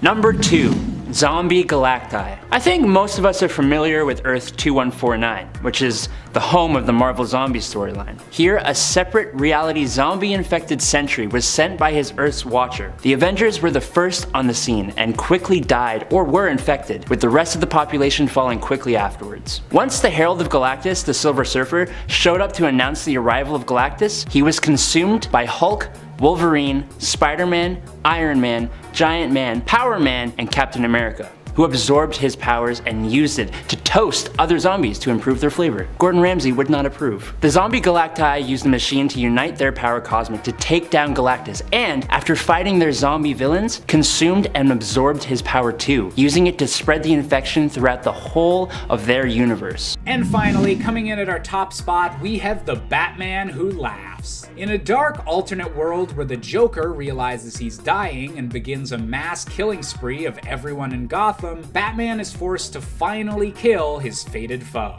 Unfortunately, at the moment of death, Bruce was infected with a special brand of Joker venom that completely flipped his moral compass, but left intact all of his intelligence and planning. All of the chaos of the Joker with the brains of Batman, this supervillain is Bruce Wayne's worst nightmare come to life, and so far remains the most evil and deadly variant to ever be seen across the entire Dark Multiverse. Alright, at number 10 we have the very silly but nonetheless evil Super Enemies. In the 1970s animated TV show Super Friends, there's an episode in 1979 called Universe of Evil, where Superman travels to an alternate universe to meet the evil counterparts to the Super Friends, very creatively named the Super Enemies. And the team is made up of all those bad guys we've all known so well and grown up with. You know, like Aquaman with an eye patch, and tinted red Batman, and oh, who could forget the iconic alien monkey Gleek. What a trailblazing team of supervillains they were. But as much as I roast them, they do actually pose a decent threat to Superman in this storyline, to the point where they team up with the military armed with kryptonite weapons, and even bring in their own version of Superman, giving our Superman a good old run for his money. But luckily, Superman Prime finds something called an antimatter flask, which turns all the super enemies back to being good again. Thank God Aquaman retires that eye patch and is no longer so intensely menacing looking. What a relief. Number 9. Justice League of Assassins. Unfortunately, this evil Justice League didn't stick around too long. Being first introduced in Superman Volume 4, number 15 in March 2017, the Justice League of Assassins on Earth 14 were a group of augmented, mostly non-superpowered soldiers led by the obviously powerful Superman. The team was made up of Wonder Woman, Aquaman, Flash, Batman, Harley Quinn, and Green Lantern. With the exception of Superman, their powers relied mainly on weapons and technology, but primarily they used advanced firearms. Ultimately, they were all slaughtered, with this Superman being kidnapped by Prophecy, which is a shame, because this team looked super cool and they seemed to inhabit a pretty dark and grim looking post-apocalypse.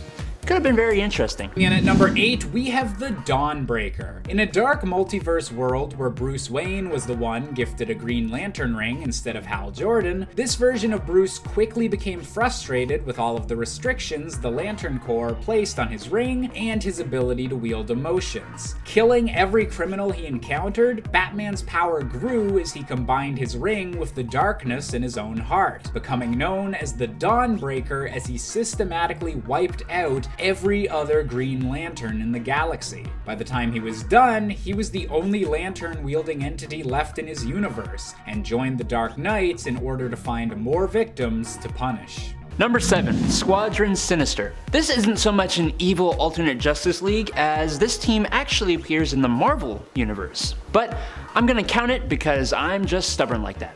The original Squadron Sinister was created as a sort of obvious play on DC Comics Justice League characters Superman, Batman, Green Lantern, and The Flash, with the characters Hyperion, Nighthawk, Dr. Spectrum, and the hilariously named Wizard, respectively. The team was created by the Grand Master after he encountered the Squadron Supreme, and they first appeared in Avengers number 69 when they were pitted against the Avengers in a game between the Grand Master and Kang the Conqueror. They're bad guys who are counterparts to 4 members of the Justice League. I gotta stop justifying my reasons. They're on the list. Argue with me down below if you don't like it. Number 8. Deathlock Nation. On Earth 11045, the superhumans grew out of control. They began to take the law into their own hands, more and more, acting as judge, jury, and executioner. This led to popular support from the people for Operation Deathlock. Operation Deathlock was a plan conceived by Weapon Infinity of the Weapons Plus breeding facility called the world, to convert all superhumans into Deathlocks. The project began small, with a few normal human Deathlocks, and then those Deathlocks targeted specific heroes who were killed and then converted into super Deathlocks. No hero could stand for long, and soon, all superheroes were converted into mindless police robots, which actually resulted in a utopia. Eventually, these Deathlocks began spreading into other timelines and realities, only to be stopped by Apocalypse. This eventually led a team composed of Deathlock, Captain America, Cyclops, Spider-Man, Elektra, Hawkeye, and the Thing to come into conflict with Earth 616. Number 5. Injustice League.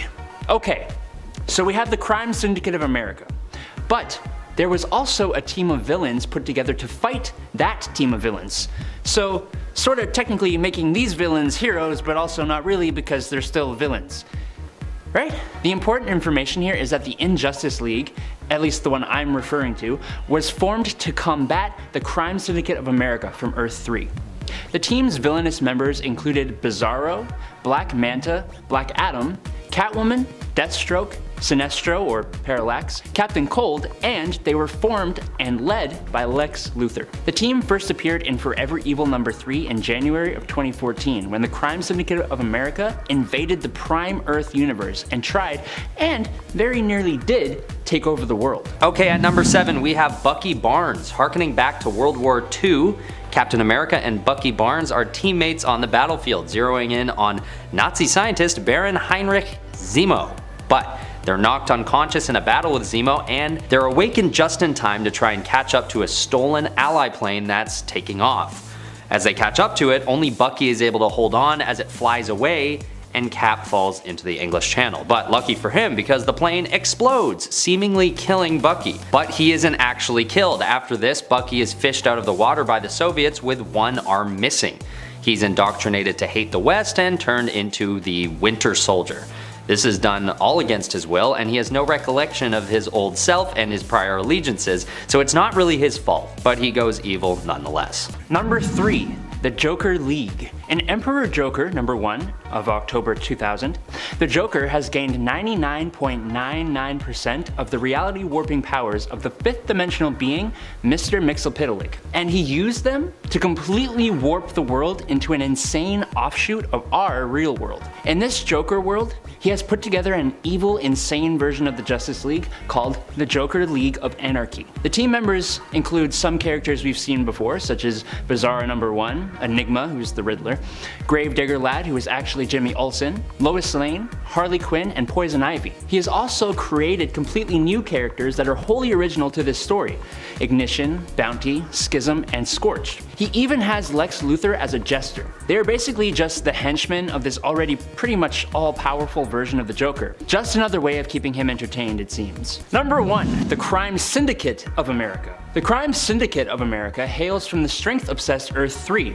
and is a twisted, evil version of many characters who make up the main universe Justice League of America. Its members include Ultraman in place of Superman, Thomas Wayne Jr., aka Owlman, and Alfred Pennyworth as the Outsider, Superwoman, who was Lois Lane at one point and Donna Troy at another, the cowardly Harold Jordan and vengeful John Stewart, who are both Power Ring, which are evil Green Lanterns, at different times, John Allen and John Chambers separately also as Johnny Quick, Atomica, Sea King, Deathstorm, Grid, and John Johns. They come into contact with the main universe many times, and they almost always spell out bad news, as you'd expect from the antithesis to the Justice League of America. At number 10, we have the time when Cyclops goes rogue and kills Professor X. We're used to Cyclops being a pretty grounded and proudly good-natured member of the X-Men. But when Cable brings news to the X-Men that he sees the end of the world in their future, Cyclops is convinced that he has to pit himself against the Avengers. There is a huge debate online about whether or not Cyclops is in the wrong in Avengers vs. X-Men, so in some people's minds, he doesn't actually go evil during this storyline. However, considering he's normally aligned with the Avengers, this is a moment where Cyclops' allegiances change, and many of the good guys see it as a turn to the dark side. And later on in this storyline, Phoenix Force takes over Cyclops and he kills Professor X, which is a pretty clear act of evil. But I digress, it's the Phoenix Force. That's just what it does. Number 10. Age of X Avengers. In the Age of X storyline, the mutant population were feared, and after a phoenix-shaped explosion leveled Albany, the culling of the mutants began. In response to this, the mutant Magneto used his powers to literally steal several buildings from New York and form Fortress X, a safe haven for mutant kind. This led to the creation of a team of non-mutant heroes by General Frank Castle and led by Captain America to hunt down this resistance of mutants. The team was made up of Captain America, Ghost Rider, who was killed prior to the actual assault on Fortress X, the Hulk, Invisible Woman, Redback, who is this universe's Jessica Drew, and Iron Man / Steel Corps. While the team murdered a lot of mutants, Cap eventually called them off to instead defend the mutants, which activated Steel Corps' Code Omega, causing them to take him out. There was also Plan B, which was the 2 megaton chemical that was carried by the Hulk. Luckily, the mutant population survived this twisted Avenger team. Number 8, we've got Reed Richards turning into the Maker. This turn to the dark side takes place in the Ultimate Universe, where the superheroes are sort of more serious, gritty versions of themselves. And when Reed proposes to Sue Storm and is rejected, he gets pretty close to the edge. But when Kang comes from the future and tells Reed that he's the only one who can save the Ultimate Universe, he makes it his duty to do some pretty nasty stuff, including killing his own family and faking his own death. And when the heroes catch on to this, they naturally take him out by throwing him into the negative zone. But when the Ultimates, the Avengers of this universe, realize the prophecy is true, they turn to Reed to save the universe. And, spoiler alert, they find out that it wasn't Reed, but Reed and Sue's son Franklin who would have to be the key to saving the universe.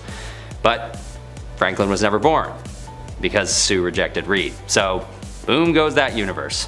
Sad. At number 6 is Jean Grey turning into Dark Phoenix. This is probably one of the earliest examples of a superhero going bad that I can remember witnessing as a kid. Although this is an instance of Phoenix Force basically brainwashing Jean, I figured it would be blasphemy to leave Dark Phoenix off the list. Jean Grey is an extremely powerful telepath that exceeds all of Professor X's expectations, so when she is consumed by Phoenix Force, she becomes one of the most powerful and unstoppable forces in all of the cosmos. She traverses galaxies, absorbing energy from stars as she goes, and in turn takes out masses of life on various planets in what can only be described as super selfish of her. Throughout her time as Dark Phoenix, she has no recollection of her former self or even a proper sense of reality, so it's not really Jean Grey anymore, but something much more sinister. Alright, at number 6 we have the Justice Lords. Appearing in the animated series Justice League in the episode titled A Better World, this evil team is led by a radicalized Superman. Radicalized because he witnesses Lex Luthor murder the Flash and threaten nuclear war. So, Superman decides he'd abandon the typical hero's code of conduct and kill the bald tyrant himself. And in this alternate universe, Lex Luthor isn't just some super rich supervillain working away and hiding, he's actually worked his way to becoming the President of the United States. So, after his death, there is a power vacuum to be filled. And who would be better rulers than this evil alternate Justice League? No one. They didn't think so anyway, so they take over and put in place a totalitarian government with the justification being that they are protecting humanity from itself. And they start calling themselves the Justice Lords, which, I mean, you should sort of know you're the bad guys when the word Lord is in your title. Luckily, the real Superman is able to catch on and take them out of power before anything goes too far. Number 4, we've got Captain America. Now, there are a couple events that can be explored where Captain America changes sides, one of which being Civil War and the other being Secret Empire. The Civil War example is much like Cyclops' case, where he doesn't clearly go evil, but he does actively decide to take a stance against his former allies. The Secret Empire storyline, however, shows him definitely going to the dark side, but this isn't actually him, but a sleeper agent with allegiances to Hydra. For the purposes of this list, the Civil War example seems to fit better because it's a stance Cap feels like he needs to take for what, as he sees, the greater good. But it still isn't that evil. All I know is that when Cap mutters, "Hail Hydra," it leaves a much more sinister taste in our mouths than him taking a stance against the Sokovia Accord.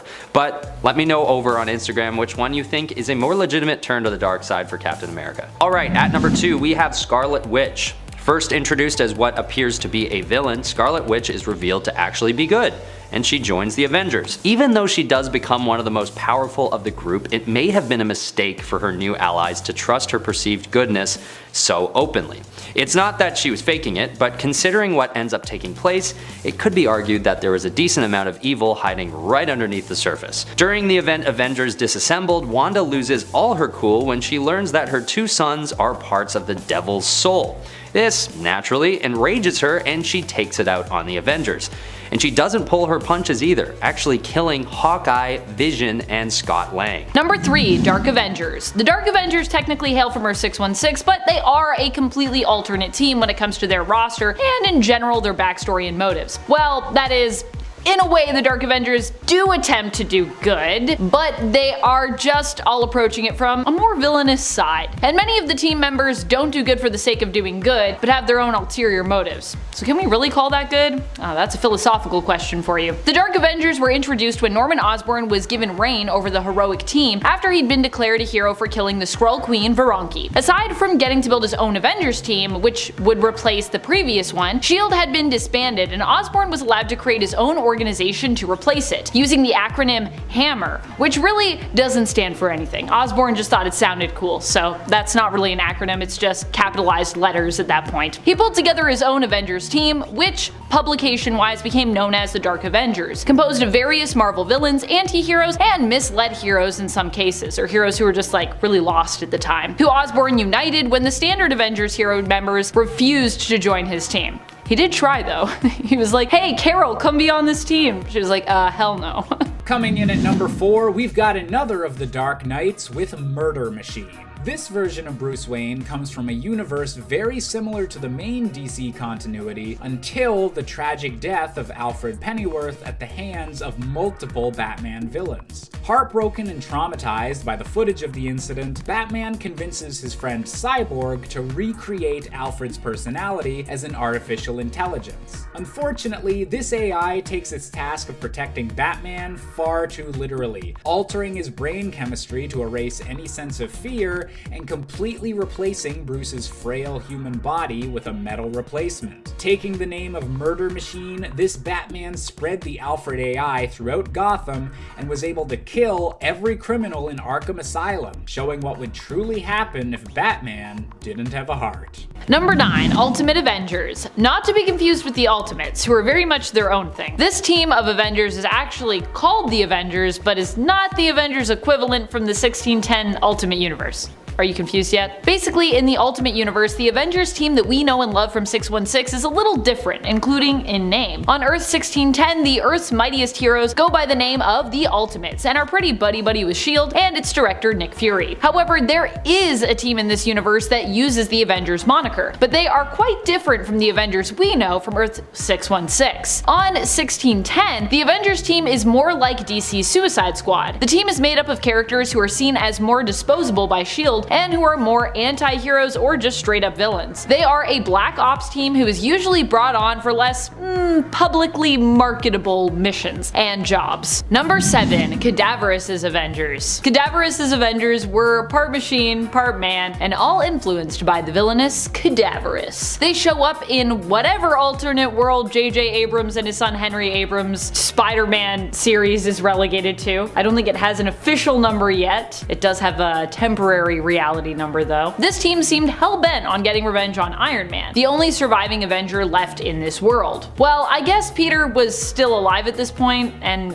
I mean, he's normally a part of the Avengers team, at least at some point, but I mean, in terms of the standard Avengers cast, we've all come to familiarize ourselves with through various forms of media, including the films. I mean, especially the films in this case, just based on the roster. These villainous corpse versions of the former heroes face off against the old Iron Man, Ironheart, Spider-Man's son Ben Parker, and his powerless but enthusiastic friend and love interest, Faye Ito. Or is it Ito Faye? Needless to say, these evil counterparts at least weren't in control of themselves, but instead were being influenced by Cadaverous to fight against their former friend and colleague with the use of old Stark Tech neurochips. At number 2, I'm putting the Injustice League from the video game Injustice: Gods Among Us. Most of us already know how this story goes, but in case you don't, this is one of the cooler and more well-written storylines about an evil alternate version of the Justice League. In most cases on this list, these evil groups are created by an alternate reality, which is always fun but pretty simple to come up with. But this storyline shows a radicalized Superman leading the Justice League to the dark side. And like I said, this isn't because he's an evil version of Superman or one that's possessed by some evil force. He's genuinely turned to evil after the Joker tricks him into killing Lois Lane. So to combat this new unexpected evil force, Batman decides to bring in other members from the Justice League from another universe, and the result is some pretty great fighting gameplay. And right as the game was being released, a comic book series of the same name was also being released in tandem, serving as a prequel to the game, where you can derive general story points from the game itself. Most of the backstory I just explained actually comes from the comics. It's cool to see the video game and comic book worlds working in tandem, and they make a pretty cool new storyline that I figure has to be ranked pretty high on this list. Number 4. Undead Avengers. The living are not welcome on Earth 666, and the world is only consisting purely of the dead, undead, or supernatural beings. Vampires, werewolves, mummies, and more all exist here, and each group is divided into separate factions. But don't fear, the greatest heroes from across these groups are assembled together to protect this world. They are the Undead Avengers. This team is so cool. A Captain America who never recovered from being a werewolf, a part spider Natasha Romanoff, a devil Daredevil, a mummified Thor the Accursed who wields the backwards Mjolnir that casts black anti-magic energy, Vampire Wolverine, Hawkeye, Franken Castle? I mean, come on. These guys come into conflict with Captain Britain when trying to defend the Orb of Necromancy in order for them to spread undeath across all of reality. And they first appear in Secret Avengers number 33. At number 5, we have Superboy Prime. This is one of the most significant cases of a superhero going evil because the cost of this turn is one of the most significant in any comic storyline, Marvel, DC, or otherwise. Superboy Prime is born on Earth Prime in the same way as Superman, landing in a cornfield, being named Clark, all that hubbub. Except Earth Prime is part of a dimension that doesn't have any superheroes in it, except for Superboy. He's the only one. And when a multiversal catastrophe takes place that destroys hundreds of different worlds, Superboy teams up with a group of superheroes to try and save as many as they can. Basically, as you can guess, his homeworld, Earth Prime, is not saved in this process. And even during another process where they're able to create an Earth with an amalgam of 5 different Earth's histories, Superboy's is not one of those 5 either. So, to keep the story short, this basically drives Superboy into a jealous rage that he never really gets out of. It's a really sad story actually, and given Superboy Prime's insane level of power, it causes immeasurable harm to the cosmos for years after. Number 1. Revengers. The Cancerverse Avengers, known as the Revengers, hail from a reality where the world was turned upside down by the fact that death was defeated. I know, how can you kill death? Well, apparently when you make deals with elder god-like beings, anything is possible, like what happened here. In a bid to save Captain Marvel from life-threatening cancer, a deal was struck with the Many-Angled Ones. As a result, Death ended up dead, which actually resulted in the whole universe becoming a perverted version of itself. You'd think without Death around, the universe would become like a paradise. But no. It became rank with disease that spread and basically couldn't die, becoming known as the Cancerverse. All the heroes who remained here were made to serve the Many-Angled Ones, becoming their loyal servants and attempting to invade other universes eventually and conquer them in the name of their Lovecraftian horror-esque gods, Avengers included. Or Revengers included. Number 10. Joe Fixit. I think he looks just downright adorable in that suit, but his actions are definitely not adorable. Joe Fixit is essentially the Grey Hulk, which is a weaker, darker Hulk persona that resides inside Bruce's head. Joe is a trickster. He's manipulative, doesn't really care for others. He can drive a car. He has a twin pair of Tommy guns. Oh, and did I mention the suit? Because he wears a suit. Joe Fixit Hulk took up a job as an enforcer at a casino, which is where all of this mafioso business came from. And he stayed this way for several months, not reverting back into Bruce for the duration of this period. He even had a relationship at this time, like a whole relationship that blossomed and peaked and ended. Mr. Fixit came to an end eventually thanks to the magia. Hey, forget about it though. We're moving on to number 9. Number 9, War Hulk. This version of Hulk came about when the mutant apocalypse promised the Hulk he would remove a piece of shrapnel that was in his brain if he became his War, one of the 4 horsemen of the apocalypse. This meant that Hulk would be imbued with the power of the Celestials. That's a lot of power! As War, Hulk faced off against both the Absorbing Man and Juggernaut. But what he didn't know was that these two were accompanied by Rick and Janice Jones, Bruce's best and longtime friends. As Hulk was about to kill Juggernaut and the Absorbing Man, Rick jumped in the way, and Hulk got Rick instead, crippling him. The image of his friend, hurt by his own actions, caused Hulk to break of Apocalypse's influence and run away, ashamed of his actions. At number 4, we have the Injustice Syndicate. I know, lots of groups with Syndicate and Injustice in their names. Well, that's because this evil version of the Justice League actually exists as a sort of combination between the Injustice League and the Crime Syndicate, both of which are included in this list respectively. Appearing in Batman the Brave and the Bold, in the episode called Deep Cover for Batman, Batman manages to travel to their evil dimension and infiltrate their operations disguised as Owlman. He sees that this group comprises of an evil version of himself, along with other evil alternate versions of other heroes he knows and works with. While eavesdropping, Batman learns of their plans to, destroy other universes entirely, which of course, he feels is something he needs to put a stop to. And it can't wait, naturally. So he decides to take all of them on himself, and because he's Batman, and it is his TV show after all, he wins. Those universes can thank him later. Number 7, Zombie Hulk. Whoever came up with the Marvel Zombies story deserves a big old round of applause. I don't care how silly it is. You turned Hulk into a hunger monster. Bravo. When Hulk gets infected with the zombie virus, presumably by Reed Richards aboard the S.H.I.E.L.D. helicarrier, the already basically unstoppable hero becomes a flesh-consuming zombie. After a while, the Hulk and other zombified heroes consumed Silver Surfer, gaining the power Cosmic, and after modifying that power, soon defeated and consumed Galactus, making them the next Galactus, or Galacti, or whatever. Which kind of makes sense, you know what I mean? Because zombies eat people, and Galactus eats planets. It's kind of like the natural progression of things, right? Using their newfound powers, the zombies traveled through the cosmos, devouring planets as they went. I think my favorite moment, though, would have to be when zombie Thanos calls zombie Hulk out for eating twice as much as everyone else, because, I mean, he's the Hulk, and man's gotta eat.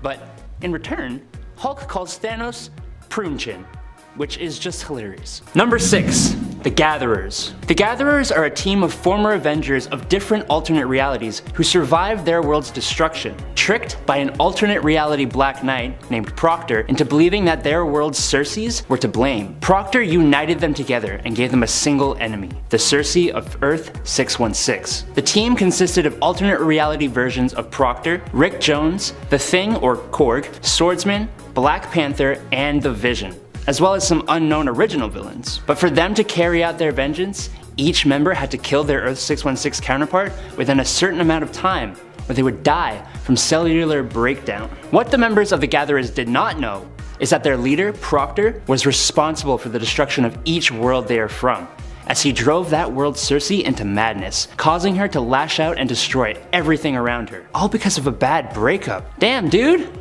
Number 5, Pappy Banner. If you've never read the Old Man Logan storyline, I'm gonna warn you now. It is graphic. In this storyline, almost all of the other heroes are dead, and the villains rule, holding various different kingdoms. But Hulk is still here, which shouldn't be a surprise to anyone. Years and years of gamma exposure affected him, making him more and more villainous. This Hulk, referred to as Pappy Banner, has claimed a large part of America, which includes California, as his own. He also has a gang now, but these aren't just normal gang members, no.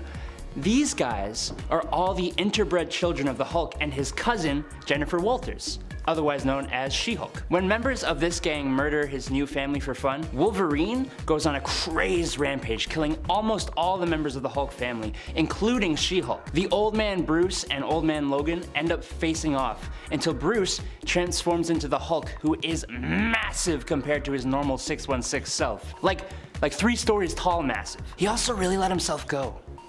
Just saying. The jumbo hillbilly Hulk swallowed Logan whole, prompting Logan to cut his way out of the Hulk. Number 4, Infernal Hulk. On Earth 11638, Bruce Banner was kind of sick of dealing with the raging and the rampaging of the Hulk. So, when Spider-Man introduced Bruce to Stephen Strange, he became his apprentice and learned how to separate himself from the Hulk entity by sending it to hell and making it a demon. It worked though, except for when the 616 Hulk, along with Deadpool and Spider-Man, came to this 11638 Earth. The Infernal Hulk managed to enter back into the realm of Earth, swapping places with 616 Earth's Hulk persona. Infernal Hulk went after Sorcerer Supreme Bruce Banner, who was saved by both Deadpool and Spider-Man. How did they defeat this demon Hulk though? Well, Dr. Bruce reversed the banishing spell that sent Hulk to hell, and just before Infernal Hulk could return to his body, Bruce had his neck snapped, killing him, obviously. But his spirit lived on in the astral plane, so it's all good.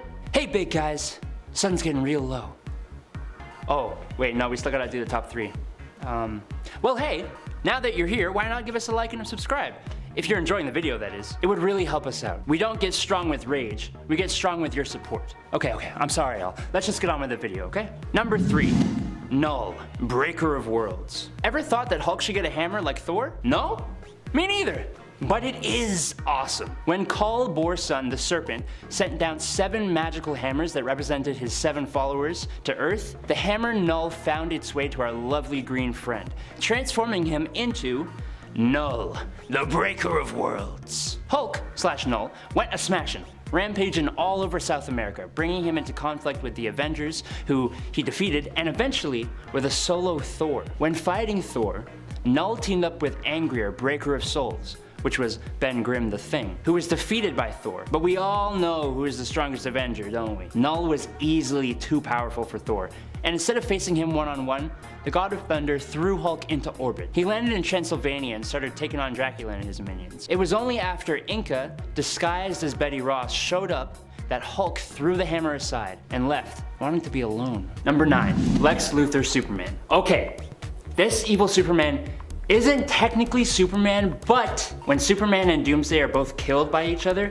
Earth Prime's Lex Luthor returns to Earth after getting bored of being the new Darkseid on Apocalypse, and learns of Superman's demise. Lex Luthor, with the help of his superpowered armor, steps in and makes himself the new Superman. I mean, not really Lex, but sure, we'll just give this one to you. Now, he had some good intentions, but it's Lex Luthor. He wasn't exactly the best person for the job. After having multiple falling outs with the new real Superman, pre-Flashpoint Clark Kent, he gave up the title of Superman and started acting as an independent hero, and sometimes a villain. Number 1, Maestro. Okay, imagine a version of the Hulk with twice his strength, who retains the intelligence of Bruce Banner, right? Now take that Hulk and make him a ruthless, tyrannical ruler, and you get Maestro. Maestro is a possible future version of the Hulk who kills literally all the other heroes and villains and names himself Emperor over the whole world. Our Hulk first comes into contact with him when Rick Jones's daughter takes him into the future to fight his evil future self. But this Maestro guy, he ain't playing around, okay? In the very first fight, Maestro won by simply snapping Hulk's neck. That's it. Done. Over. And then he waited for Hulk to heal, taunting him and villain monologuing at him the whole time about all the terrible things they go through as the Hulk. The only way our Hulk could win was to bring Maestro back in time to when they gained their abilities, the Gamma Bomb, which destroyed Maestro on the atomic scale. The sheer idea of Maestro haunted Bruce and the Hulk's thoughts for the rest of time, wanting never to become that level of evil. Number 10. Dark Multiverse Superman. Now, I don't know if this is laziness, but the Dark Universe version of Superman doesn't really get much justification as to why his mind snapped and he killed millions of people, his own family, and most of the other superheroes. The Batman of this universe, after seeing this Superman kill his own wife, and after he cuts off Batman's arm, decides that this guy just ain't it. And he transformed himself into a Doomsday Batman hybrid called the Devastator, and smashed down this Superman, poisoned him, and impaled him on spikes. A quick evil Superman story, but it was in service of an amazing Batman story. Coming in at number 6, we have the Batman of the Flashpoint universe, aka Thomas Wayne Sr. In a world where Bruce was gunned down by Joe Chill instead of his parents, Thomas Wayne became a dark and murderous red-tinted Batman, while Martha would be cursed to become this universe's version of the Joker. While initially an anti-hero ally during the first reveal of the Flashpoint universe, this Batman would go on to become a threat to the real Batman Batman when he returned to the main DC universe and allied himself with Bane in order to get Bruce to quit being Batman forever. There's probably an easier way to get your son to stop being a superhero than allying yourself with a supervillain, but hey, I guess that's just some Wayne family drama that will continue to unfold as Thomas Wayne continues to make his way through the DC multiverse. Number 8. Parallax Superman. In this story, Parallax, the physical embodiment of fear, took over the body of Kal-El, making him submit to Laxi by torturing children, and uses this Kryptonian's powers to confront Sinestro, who traps the cocky super entity and teleports him to the caves of Quard, where Sinestro tries to take Parallax out of Superman's body for his own evil plans. But surprise! Parallax has already escaped Superman's body, and a battle ensues between Sinestro and Parallax, leading to the surface of Quard. Superman escapes from the caves and in a last-ditch attempt to defeat the entity, steals Sinestro's power ring and coerces Parallax to swallow his super butt whole. Superman is a clever guy though. He traps Parallax inside the power ring and the day is saved. Gosh, a lot of plot twists there. At number 8, we have the Conglomerate. This group is basically a bizarro version of the Justice League created by Booster Gold. The group is formed after Booster's departure from the Justice League International due to a lack of respect from his peers. When Booster first fails to bring together a competent group of heroes to form the first iteration of the Conglomerate, someone named Claire Montgomery comes in to manage the group. With her, she brings along the likes of Deadeye, an alternate Green Arrow, Fiero, a guy with fire powers, Frostbite, an ice power guy, Elastaman, a stretchy man, Element Man, much like Metamorpho, Scarab, a knockoff of Blue Beetle, and Slipstream, a dollar store Flash. When they engage in a small friendly skirmish with the Justice League International, the fight quickly turns serious, and everyone learns at once that these new members have actually been brought from an antimatter world called Quard, and they're basically just entirely evil, and always had been. Luckily, the JLI take them down, but it's a close one. Number 6. Overman. Now this version of our favorite red and blue man didn't end up in Kansas when he was ejected from Krypton. No. This Kal-El found himself in Sudetenland, Germany in 1938 and was acquired by a certain mustached fascist. With Kal and Kryptonian tech, the Reich were obviously able to win World War II and rule over the entire planet. Later, Overman would become disgusted with the stashed man when the Holocaust had been finalized, although he still served the state.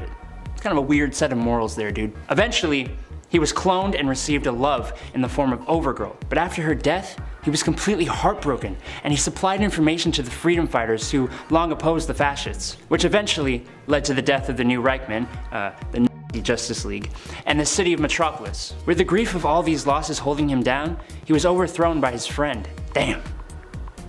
Kinda hard to feel bad for him though. Coming in at number 3, we have the Devastator, a horrifying combination of Batman and Doomsday. This story takes place on one of the many dark multiverse worlds that saw Superman going rogue and taking over the entire planet, even murdering his own wife. To stop the demented Man of Steel, this Batman was forced to ingest the Doomsday virus, a last-ditch effort to save the planet that gave Bruce the strength to kill Superman, but at the terrible cost of his own mind. Furthermore, the Doomsday virus began to spread off Bruce's body and kill off the rest of this world, dooming the planet anyways, and leaving the Devastator as a beast-like Batman waiting for the rest of the Dark Knights to save him from his collapsing planet and give him a new target to hunt, even if eventually this Doomsday Batman hybrid would be defeated by, you guessed it, the real Superman. Number 4. Brutal. Brutal is a cloned version of Superman, but unlike a certain bizarre version of Superman, who we will talk about later, don't worry, this duplication was done by none other than Darkseid himself. He raised the resulting clone into a soldier, nay, a weapon, and unleashed him on the superheroes of Earth 2, along with Steppenwolf and the other Hunger Dogs, but they don't really matter. When Steppenwolf tried to subvert his master Darkseid and take Earth as his own, brutally murders him with his heat vision, establishing his devotion to his Lord Darkseid. Let me make my intentions clear. Hail Darkseid! Which is just a sweet line after you murdered a general of Darkseid. The Earth became lost to Darkseid's minions, and eventually, after a lot of other stuff, Kal-Zod, Earth 2's Superman, faced Brutal in combat, and after a furious battle, showed that Brutal was just an imitation, and a cheap one at that, as his body began to deteriorate, and the day was saved. again. Hey guys, just wanted to say a quick thanks for watching. We hope you're enjoying the video. If you are, why not head on over to that pretty little subscribe button and give us a follow and a like. You guys are the reason we can even be here in the first place. Love you! Okay, on to the top 3. Number 9. The Stark. The Stark are like a whole alien race of alternate Tony Starks. They are a civilization that was literally shaped by Tony's tech after an alternate version of him decided to launch all his weapons and tech into space rather than let it fall into the hands of the evil Martians who were invading Earth at the time. Obviously, he didn't think very far ahead as to that plan, as all his tech crash landed on another alien planet where it was eventually discovered and utilized by the beings who lived there. They built their whole civilization around it, believing everyone on the planet should have their own suit of technologically advanced armor. This caused them to deplete their planet's resources and left it heavily polluted in the wake of their massive tech boom. Eventually, this drove them to ransacking and invading other planets for their resources, bringing about the same problems their own homeworld suffered to each new planet that they conquered. Note to self, don't just shoot your problems out into space. And friends, before we move on to this next spot, if you are loving this list and you want more lists like it where we talk about evil alternates, be sure to let us know by giving this video a thumbs up. Or if you want more Iron Man lists. I don't know, maybe you like Iron Man, you want more Iron Man lists, let us know. Number 2. Bizarro. When Lex Luthor gets the plans for a device called the Duplicator Ray, he modifies the device and uses it to try and create a clone of Superman, who will follow his every order without question. But since our Lex can't seem to do anything right, the resulting doppelganger is an unintelligent, unpredictable, backwards version of Superman, eventually known as Bizarro. Bizarro is a main villain for Superman, appearing in many stories, and I'm so glad because, gosh, he's just so fun to see! Eventually, Bizarro gets a case of the blues and longs for love, and gets the hots for Lois Lane. Lois isn't really interested, but being the great gal that she is, she uses the Duplicator Ray on herself, creating a Bizarro Lois Lane. And the two eventually leave Earth to settle another Earth-like planet they fittingly name Bizarro World. Or, and forgive me here, Hetre, which is Earth backwards, which they populate with more and more duplicates of themselves. But don't worry! They have pretty rock necklaces that say Bizarro and Bizarro Lois 1, so we don't get confused. Number 1. Ultraman. In the universe of Earth 3, things are a little turned upside down. Instead of being driven by the morals of good versus evil, the people of this universe are inspired by strength above all else. I can't really relate. Born on a dying Krypton where Kryptonians evolved to be empowered by green kryptonite to a maniacal version of Jor-El aptly named Jor-Il, baby Kal-Il is jettisoned off to Earth. But instead of the classic morals, he's instead inspired by his father to become the strongest possible being with absolutely no weaknesses in himself and the others around him. When Kal lands on the farm of Johnny and Martha Kent, he uses pieces of green kryptonite to empower himself and forces the dysfunctional couple to be his parents until the totally mature age of 7, when he murders them both and sets the farm ablaze. Eventually, this self-proclaimed Ultraman murders the President of the United States of America and takes control of the world, creating the crime syndicate of America with other evil alternate versions of classic characters, including an evil Wonder Woman, Superwoman, and evil version of Batman, Owlman, who have a pretty toxic love triangle. Number 10. Lord Iron. Although by the end, the Iron Man of Earth 311, the 602 universe, becomes a hero, he spends a lot of time being a reluctant and at times kind of full-blown antagonist. Here, Tony Stark is known as Anthony Stark, or Lord Iron. He was forced to build weapons by his captors and needs an iron suit to survive, which is powered by lightning. He is initially at odds with the Hulk, who as David Banner showed great cruelty to Stark. As such, Lord Iron became more an agent of vengeance, obsessed with getting revenge on the Hulk. By the end of his story, however, he begrudgingly agreed to stop his quest for vengeance and forgave the Hulk for how he treated him before when he was simply David Banner. So it all works out in the end, but this figure was definitely a pretty dark and somewhat evil version of Iron Man to begin with. Number 8. Klaue. Klaue, which is Hulk backwards, very creative, is basically what happens when the Hulk goes Hulk. He is another one of the evil personalities inside Hulk's head. This version of Hulk has black skin with glowing red scars. He has red demonic eyes, white hair, and big talons. Klaue emerges when Hulk reaches a sufficient level of rage, meaning he is more powerful than any other rage-boosted version of the Green Hulk, which is insane if you know about a certain world-breaking version of the character. This version of Hulk is usually suppressed and has only shown up a few times, and not for very long, I might add. He appeared in the Axis storyline where heroes and villains had their moralities switched. Hulk isn't exactly always a good guy, sometimes letting his rage hurt good and bad guys. But since Kla is his opposite, he lets his rage hurt and maim everyone, good and bad, putting even the villains on alert. Look, he just wants to bathe in the blood of the innocents. That's reasonable, right? Number 8. Steel Corpse. Steel Corpse is a complex character who has moments of both heroism and villainy in Age of X. He exists on the Earth of 11326. Here Tony took the name Steel Corpse after being exposed to a virus, which permanently bonded him to his suit. Now dead within the suit, but able to move around because of being bonded to it, Tony made a darkly humorous joke calling himself the Steel Corpse, and the name just stuck. Pun not intended, but stuck, bonded. The villainous side of this dark hero comes from when he fought against the mutants with his fellow Avengers at Fortress X. However, it turned out that the Avengers were just somewhat misguided in their mission. Once they realized what they were doing was wrong, they attempted to help the mutants, although Steel Corpse was unable to make himself stop attacking. An emergency override stepped in to prevent Tony from fighting with the mutants, and so he asked Captain America to take him off the board in order to save the young mutants that his armor was threatening. Sad story. There's so many tragic Iron Mans actually. Top 10 tragic alternate versions of Iron Man is also something we could do. At number 9 is when Angel goes evil. Angel was always my favorite of the X-Men, and he doesn't get brought up too often on this channel. So, here we are. Everything starts going downhill for Warren Worthington when his wings are amputated in an attempt to save his life. When this happens, Angel goes into a deep depression, having lost his primary source of power, flight. But good thing he's got a jet, so he takes off to try and feel that sweet, sweet air once more. But of course, he can't even have that. The jet is sabotaged by Cameron Hodge and it explodes. Everyone thinks Angel dies here, but he's actually teleported away and saved by Apocalypse.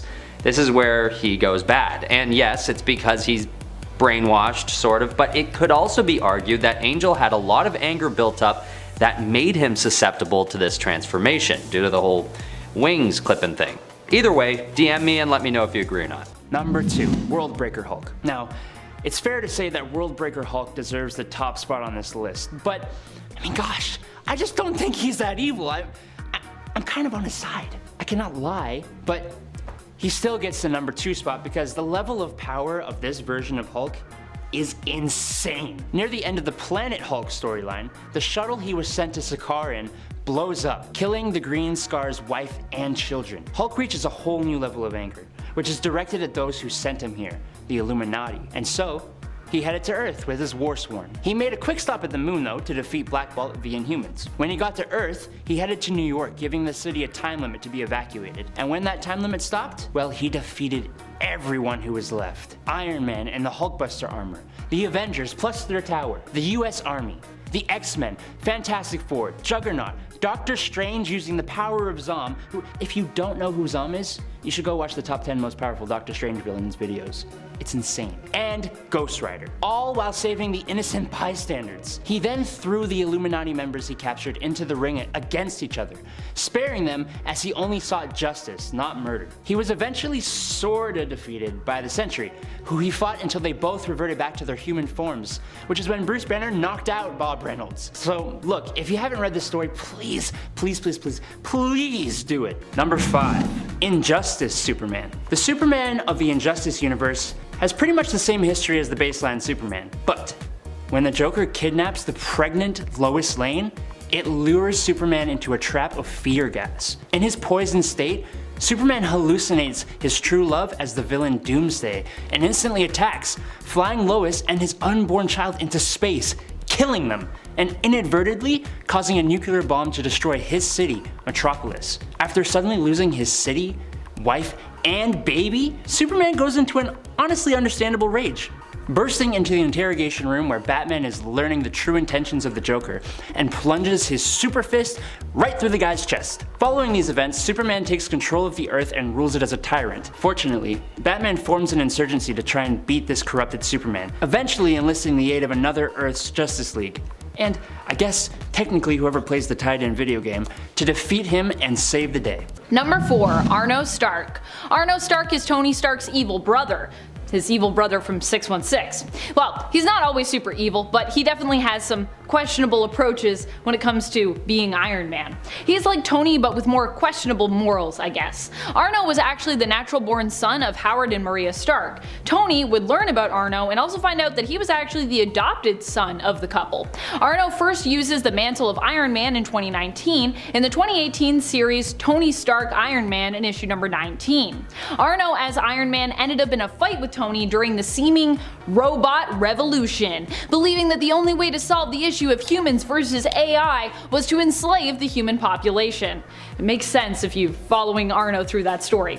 Tony was forced to then stop his brother by trapping him in his virtual armor and placing him in a dreamlike virtual reality where he was seen as a hero. I'm sure that won't end up ending badly for Tony in years to come.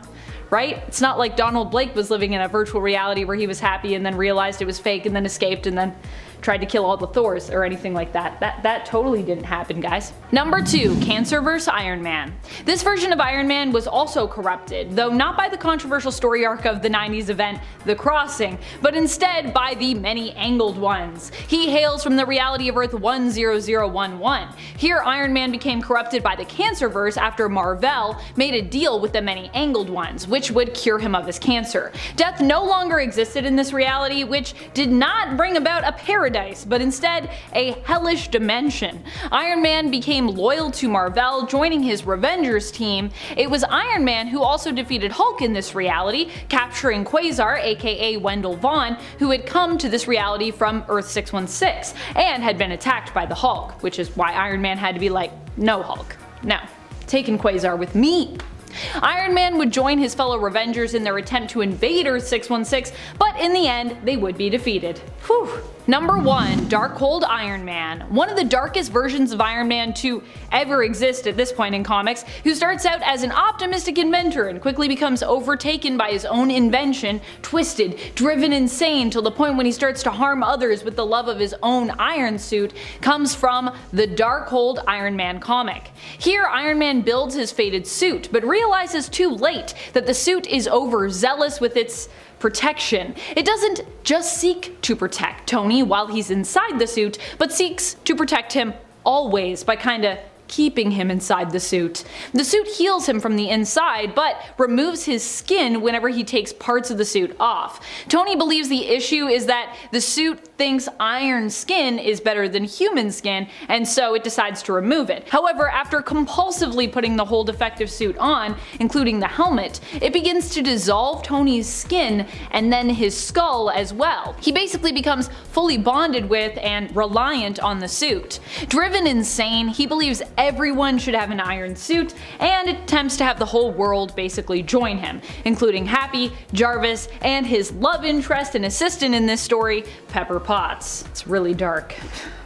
Coming in at number 10, we have the Wild West themed Xavier Gang. In an alternate Marvel universe that bears an incredible resemblance to America in the 1800s, a band of outlaws known as the Xavier Gang are plaguing a small town in Arizona, with every mutant member of the team being individually mind-controlled by a distant and diabolical version of Professor Charles Xavier. Using this team of the X-Men as puppets made up of both superheroes and supervillains, this Western crook version of Xavier was only defeated once a multiverse-spanning team of X-Men showed up to put an end to his mind-controlling ways. Number 3, Super Doom. On Earth 45, Lois Lane, Jimmy Olsen, and Clark Kent are scientists instead of reporters, and they use their smarts to build a machine that can turn thoughts into reality, which, I mean, how the heck did they think that was a good idea? I can think of 10 things right now that should never become reality. Anyways, using the aforementioned thought-to-form machine, they try to create a being called Superman,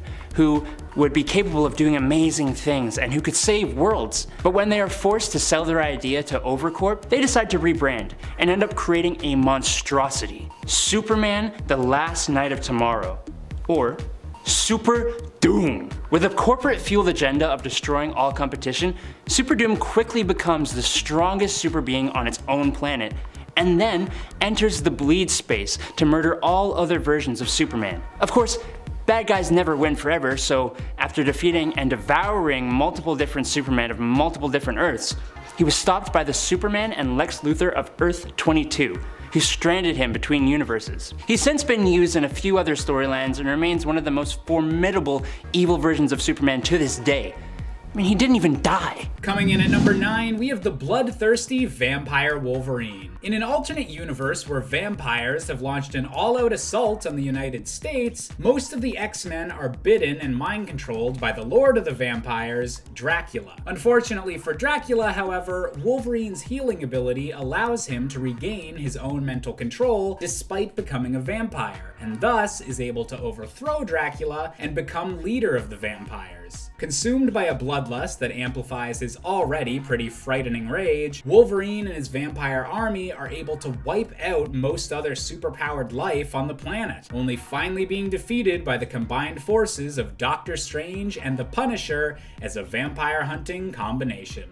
Coming in at number 8, we have perhaps the most infamous X-Men palette swap with Dark Beast. Originally hailing from the alternate timeline known as the Age of Apocalypse, this version of Hank McCoy was a twisted mad scientist working under the tutelage of Mr. Sinister, striving to create the most powerful mutants possible, no matter the cost. Although this messed up future would be prevented by the X-Men, Dark Beast was wily enough to find a way into the main Marvel universe and avoid his existence being erased. Ever since, he's been a persistent thorn in the X-Men's side, and a particular burden on Beast, who would much rather that someone didn't use his genius for evil. Coming in at number 7, we have the possessed Shadow Professor X from Earth 6141. Isn't that a mouthful? During the event known as M-Day, when Scarlet Witch wiped out most of mutant kind, the extremely powerful telepath known as the Shadow King was able to escape the loss of his powers by transferring his mind throughout the multiverse to the alternate world of Earth 6141, where he was able to successfully possess the mind of this world's Charles Xavier before the X-Men were even formed. Combining both of their telepathic might, this version of Xavier turned all of his students into perfect killing machines and placed them firmly under his psychic control, getting them to kill any superheroes who tried to interfere in the Shadow King's schemes. Number 3, infamous Iron Man.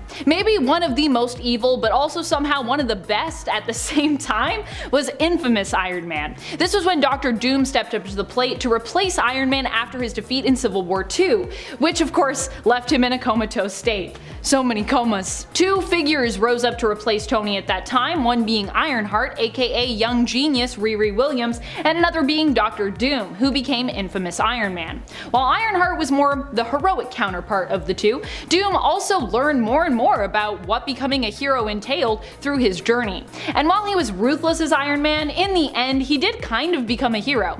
However, this is still Dr. Doom we're talking about here, and eventually he left the mantle to return to Latveria and his life of villainous schemes and plots, back to the old status quo. And because this is still Dr. Doom underneath the armor, I think we can count him as an evil alternate. No? Coming in at number 6, we have the brainwashed Wolverine of Earth 14850. At one point in the regular Marvel universe, Wolverine was captured and brainwashed by Hydra in order to assassinate the Avengers, but luckily was able to be deprogrammed before he did any real lasting damage. On this alternate Earth, however, the deprogramming never took place, and Wolverine's killing spree of superpowered heroes was able to last for months. Armed with all of his incredible abilities, absolutely no remorse, and the addition of Hydra-developed teleporting technology that nullified even Wolverine's usual weaknesses, and this was a horrifying enemy that even the Avengers couldn't handle. Coming in at number 5, we have the group known as Sinister's 6, and surprisingly, this isn't just a bunch of Spider-Man villains. A group of 6 red-eyed clones of the X-Men working for Mr. Sinister, this villainous group did have a few run-ins with the Wallcrawler, but only during the series known as Spider-Man and the X-Men, so it all works out. These evil clones were initially an intense obstacle preventing the real X-Men from getting closer to Mr. Sinister's schemes, but would ironically eventually eventually be defeated by the same condition that seems to always follow Spider-Man related clone stories, cellular degeneration. Better luck next time, Sinister Six. Finally, at number 1, we have the one we all know, Superman's turn to evil in the Injustice storyline. This is a pretty popular event and very significant as well, involving such a powerful hero as Superman, so I figured it needed to be put at number 1. For those who don't know, this turn that Superman takes is a result of him being tricked into killing Lois Lane and destroying all of Metropolis with a nuclear bomb. Yikes. It's Joker's final trick, and it's a doozy because it is enough to turn Superman against his own philosophies and resort to killing as a means of justice.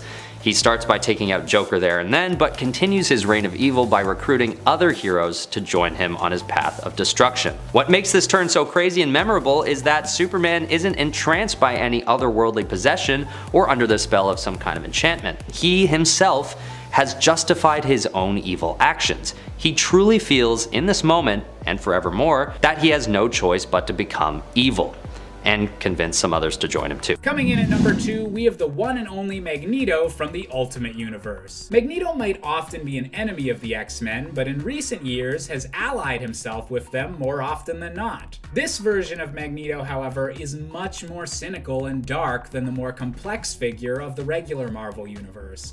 And when he believed his children had been killed by Dr. Doom, Ultimate Magneto was furious enough to begin a global genocide. Switching the polarity of Earth's poles with his magnetic powers and beginning the incredibly controversial event known as Ultimatum, this version of Magneto caused the deaths of millions of people and dozens of beloved superheroes, and was only finally stopped when Cyclops put him out of his misery with a laser blast directly to the head.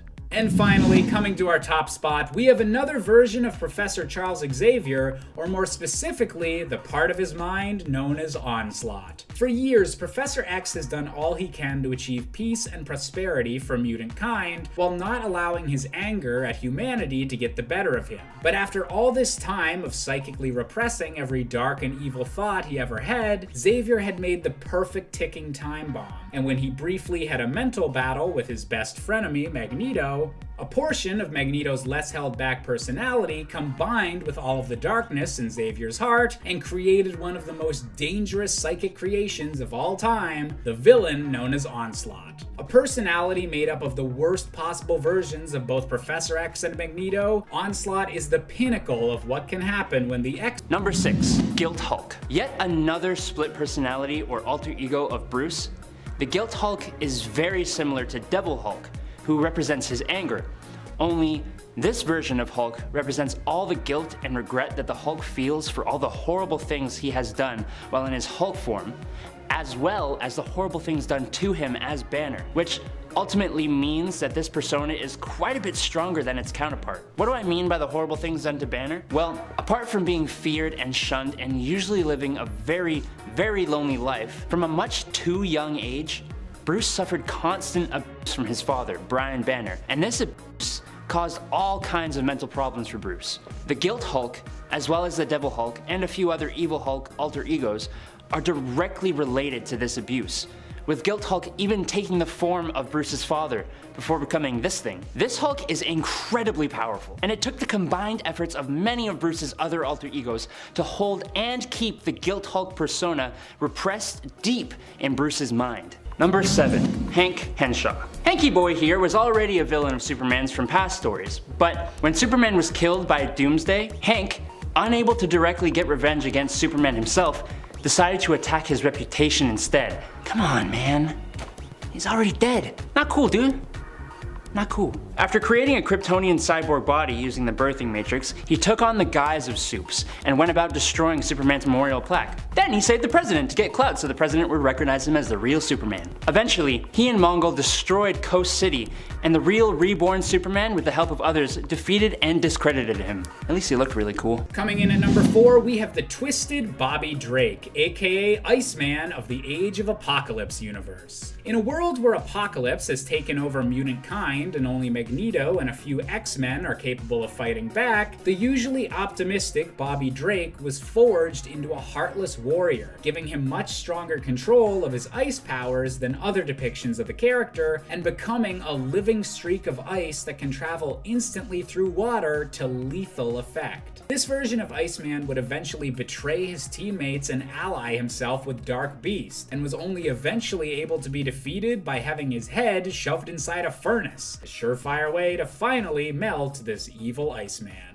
Coming in at number 3, we have the vampire variant of Storm, known fittingly enough as Bloodstorm. In an alternate reality where Storm was bitten by Dracula before discovering the X-Men, Storm came to Charles Xavier for help with her condition. Unfortunately, her bloodlust was too strong and she wound up feasting on both the Professor and Beast. Horrified at what she'd done, this version of Storm would eventually try and redeem herself after she found herself as part of an invasion force attacking the main Marvel universe.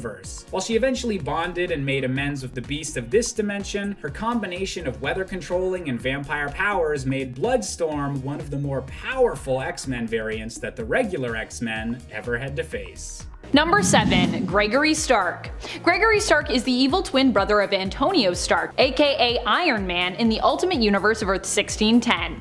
Initially, Gregory Stark just seems like a better version of Tony. He's smarter, more focused, and is willing to cross lines in order to get a job done that Tony probably wouldn't cross. Sure, he's more morally ambiguous when it comes to his initiative, but on paper he's more morally conscious when it comes to his lifestyle.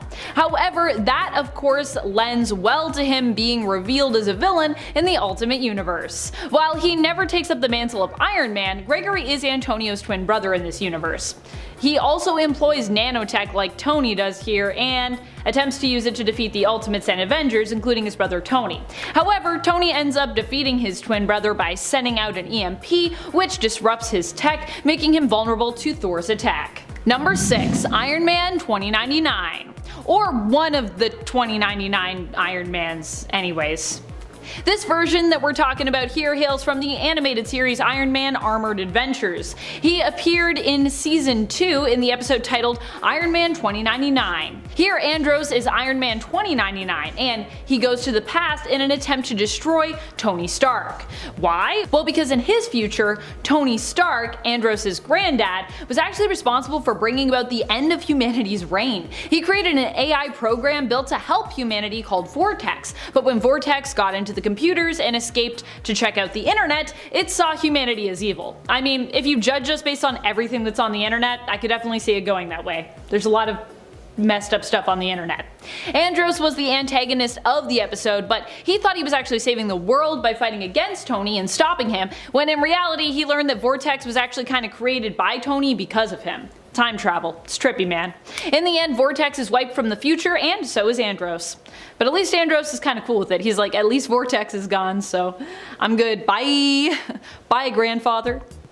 Who's now not my grandfather because I don't exist. I don't know, with my former grandfather.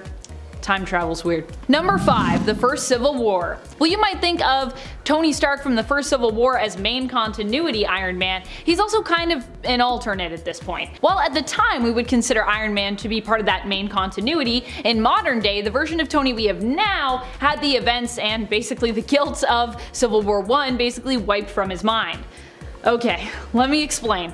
In part 1 we touched on the events of Axis and Superior Iron Man, which happened after the First Civil War. But before this mind wipe happened, it all went down because Norman Osborn had been given the reins for America's superhero team and operation, creating Hammer. To protect all the secrets that he knew, especially in regards to superheroes' names and their identities, because Civil War I happened, Tony decided to wipe his mind. This had the added bonus of basically erasing the events of Civil War I and his misdeeds from his psyche, meaning that he was no longer really the Tony that we knew from that time. The one who had decided to, you know, round up and imprison heroes who refused to register and ally themselves with him and the government. The one who inadvertently ruined Peter's life by encouraging him to join him and ultimately causing him to publicly unmask, which just ruined a lot of stuff in Spider-Man. Tony also ended up in a coma for a bit as a result of this mind wipe. But you know how comas work in comics, they're pretty much always temporary. And Tony was soon once more up and at 'em after having an earlier backup copy of himself rebooted into his mind, because you know, you can just make backup copies of your mind when you're a genius like Tony Stark. So don't worry, he had a plan for that in case that ever happened to him. Fortunately, it did happen, and so they could use the plan. Thanks, Pepper. Number 3, Patton Parnell. Patton Parnell has to be one of the most evil incarnations of Spider-Man around. He's evil to the core. He literally becomes a Spider-Man, turning into a spider-like human hybrid after he is bit by a radioactive spider. Patton was also kind of always a creepy kid, likely as a result of mistreatment that he suffered at the mercy of his Uncle Ted. He had a crush on his next-door neighbor, Sarah Jane, and enjoyed disturbing scientific pursuits such as burning ants with a magnifying glass. What fun. When he transformed into Spider-Man, he became more confident in himself, but also acquired a taste for live animal and human flesh. He also was capable of laying eggs, as Uncle Ted would horrifyingly and personally find out after young Patton took revenge on him. That's all I'll say about that, but we might be showing you a scary panel of that right now. I'm not sure. I'm not sure what the editor's doing in this video, but cue scary panel of Ted having spiders coming out of him. Ugh. Number 2, the Spider. This is a version of Peter Parker who also merged with the Carnage symbiote, and was possibly driven criminally insane by it. Or was criminally insane to begin with in this reality, perhaps. This version of Peter hails from the reality of Earth 15. Not much is known about his home reality, mainly what we know of it involved Peter's own history. This alternate version of the character bonded with the alien symbiote that is often referred to as Carnage on Earth 616. He became an infamous mass murderer who apparently enjoys hurting people. He made his first appearance in the Exiles in issue number 12, where he showed up with a team of other heroes who were drafted into a multiversal version of Weapon X. I mean, they are heroes there, but they also kinda shady, you know? I mean, not all of them are, but definitely Spider is. Number 1, Wolf Spider. Wolf Spider comes from the animated show Ultimate Spider-Man. He was an alternate version of Peter Parker who hailed from the reality of Earth 16827 and was bad to the bone. Unlike many other alternate versions of Spider-Man, for some reason Wolf Spider became a villain instead of a hero when his spider-like powers manifested. He was a merciless killer, fighting to oppose anyone who fought on the side of good, was a hero, or believed in the ideal of responsibility. He even ended up killing his own reality's version of Miles Morales. And if that doesn't make you evil, I don't know what is, because Miles Morales is the best, and he's such a sweetheart. How dare you do that, Wolf Spider? I can't abide.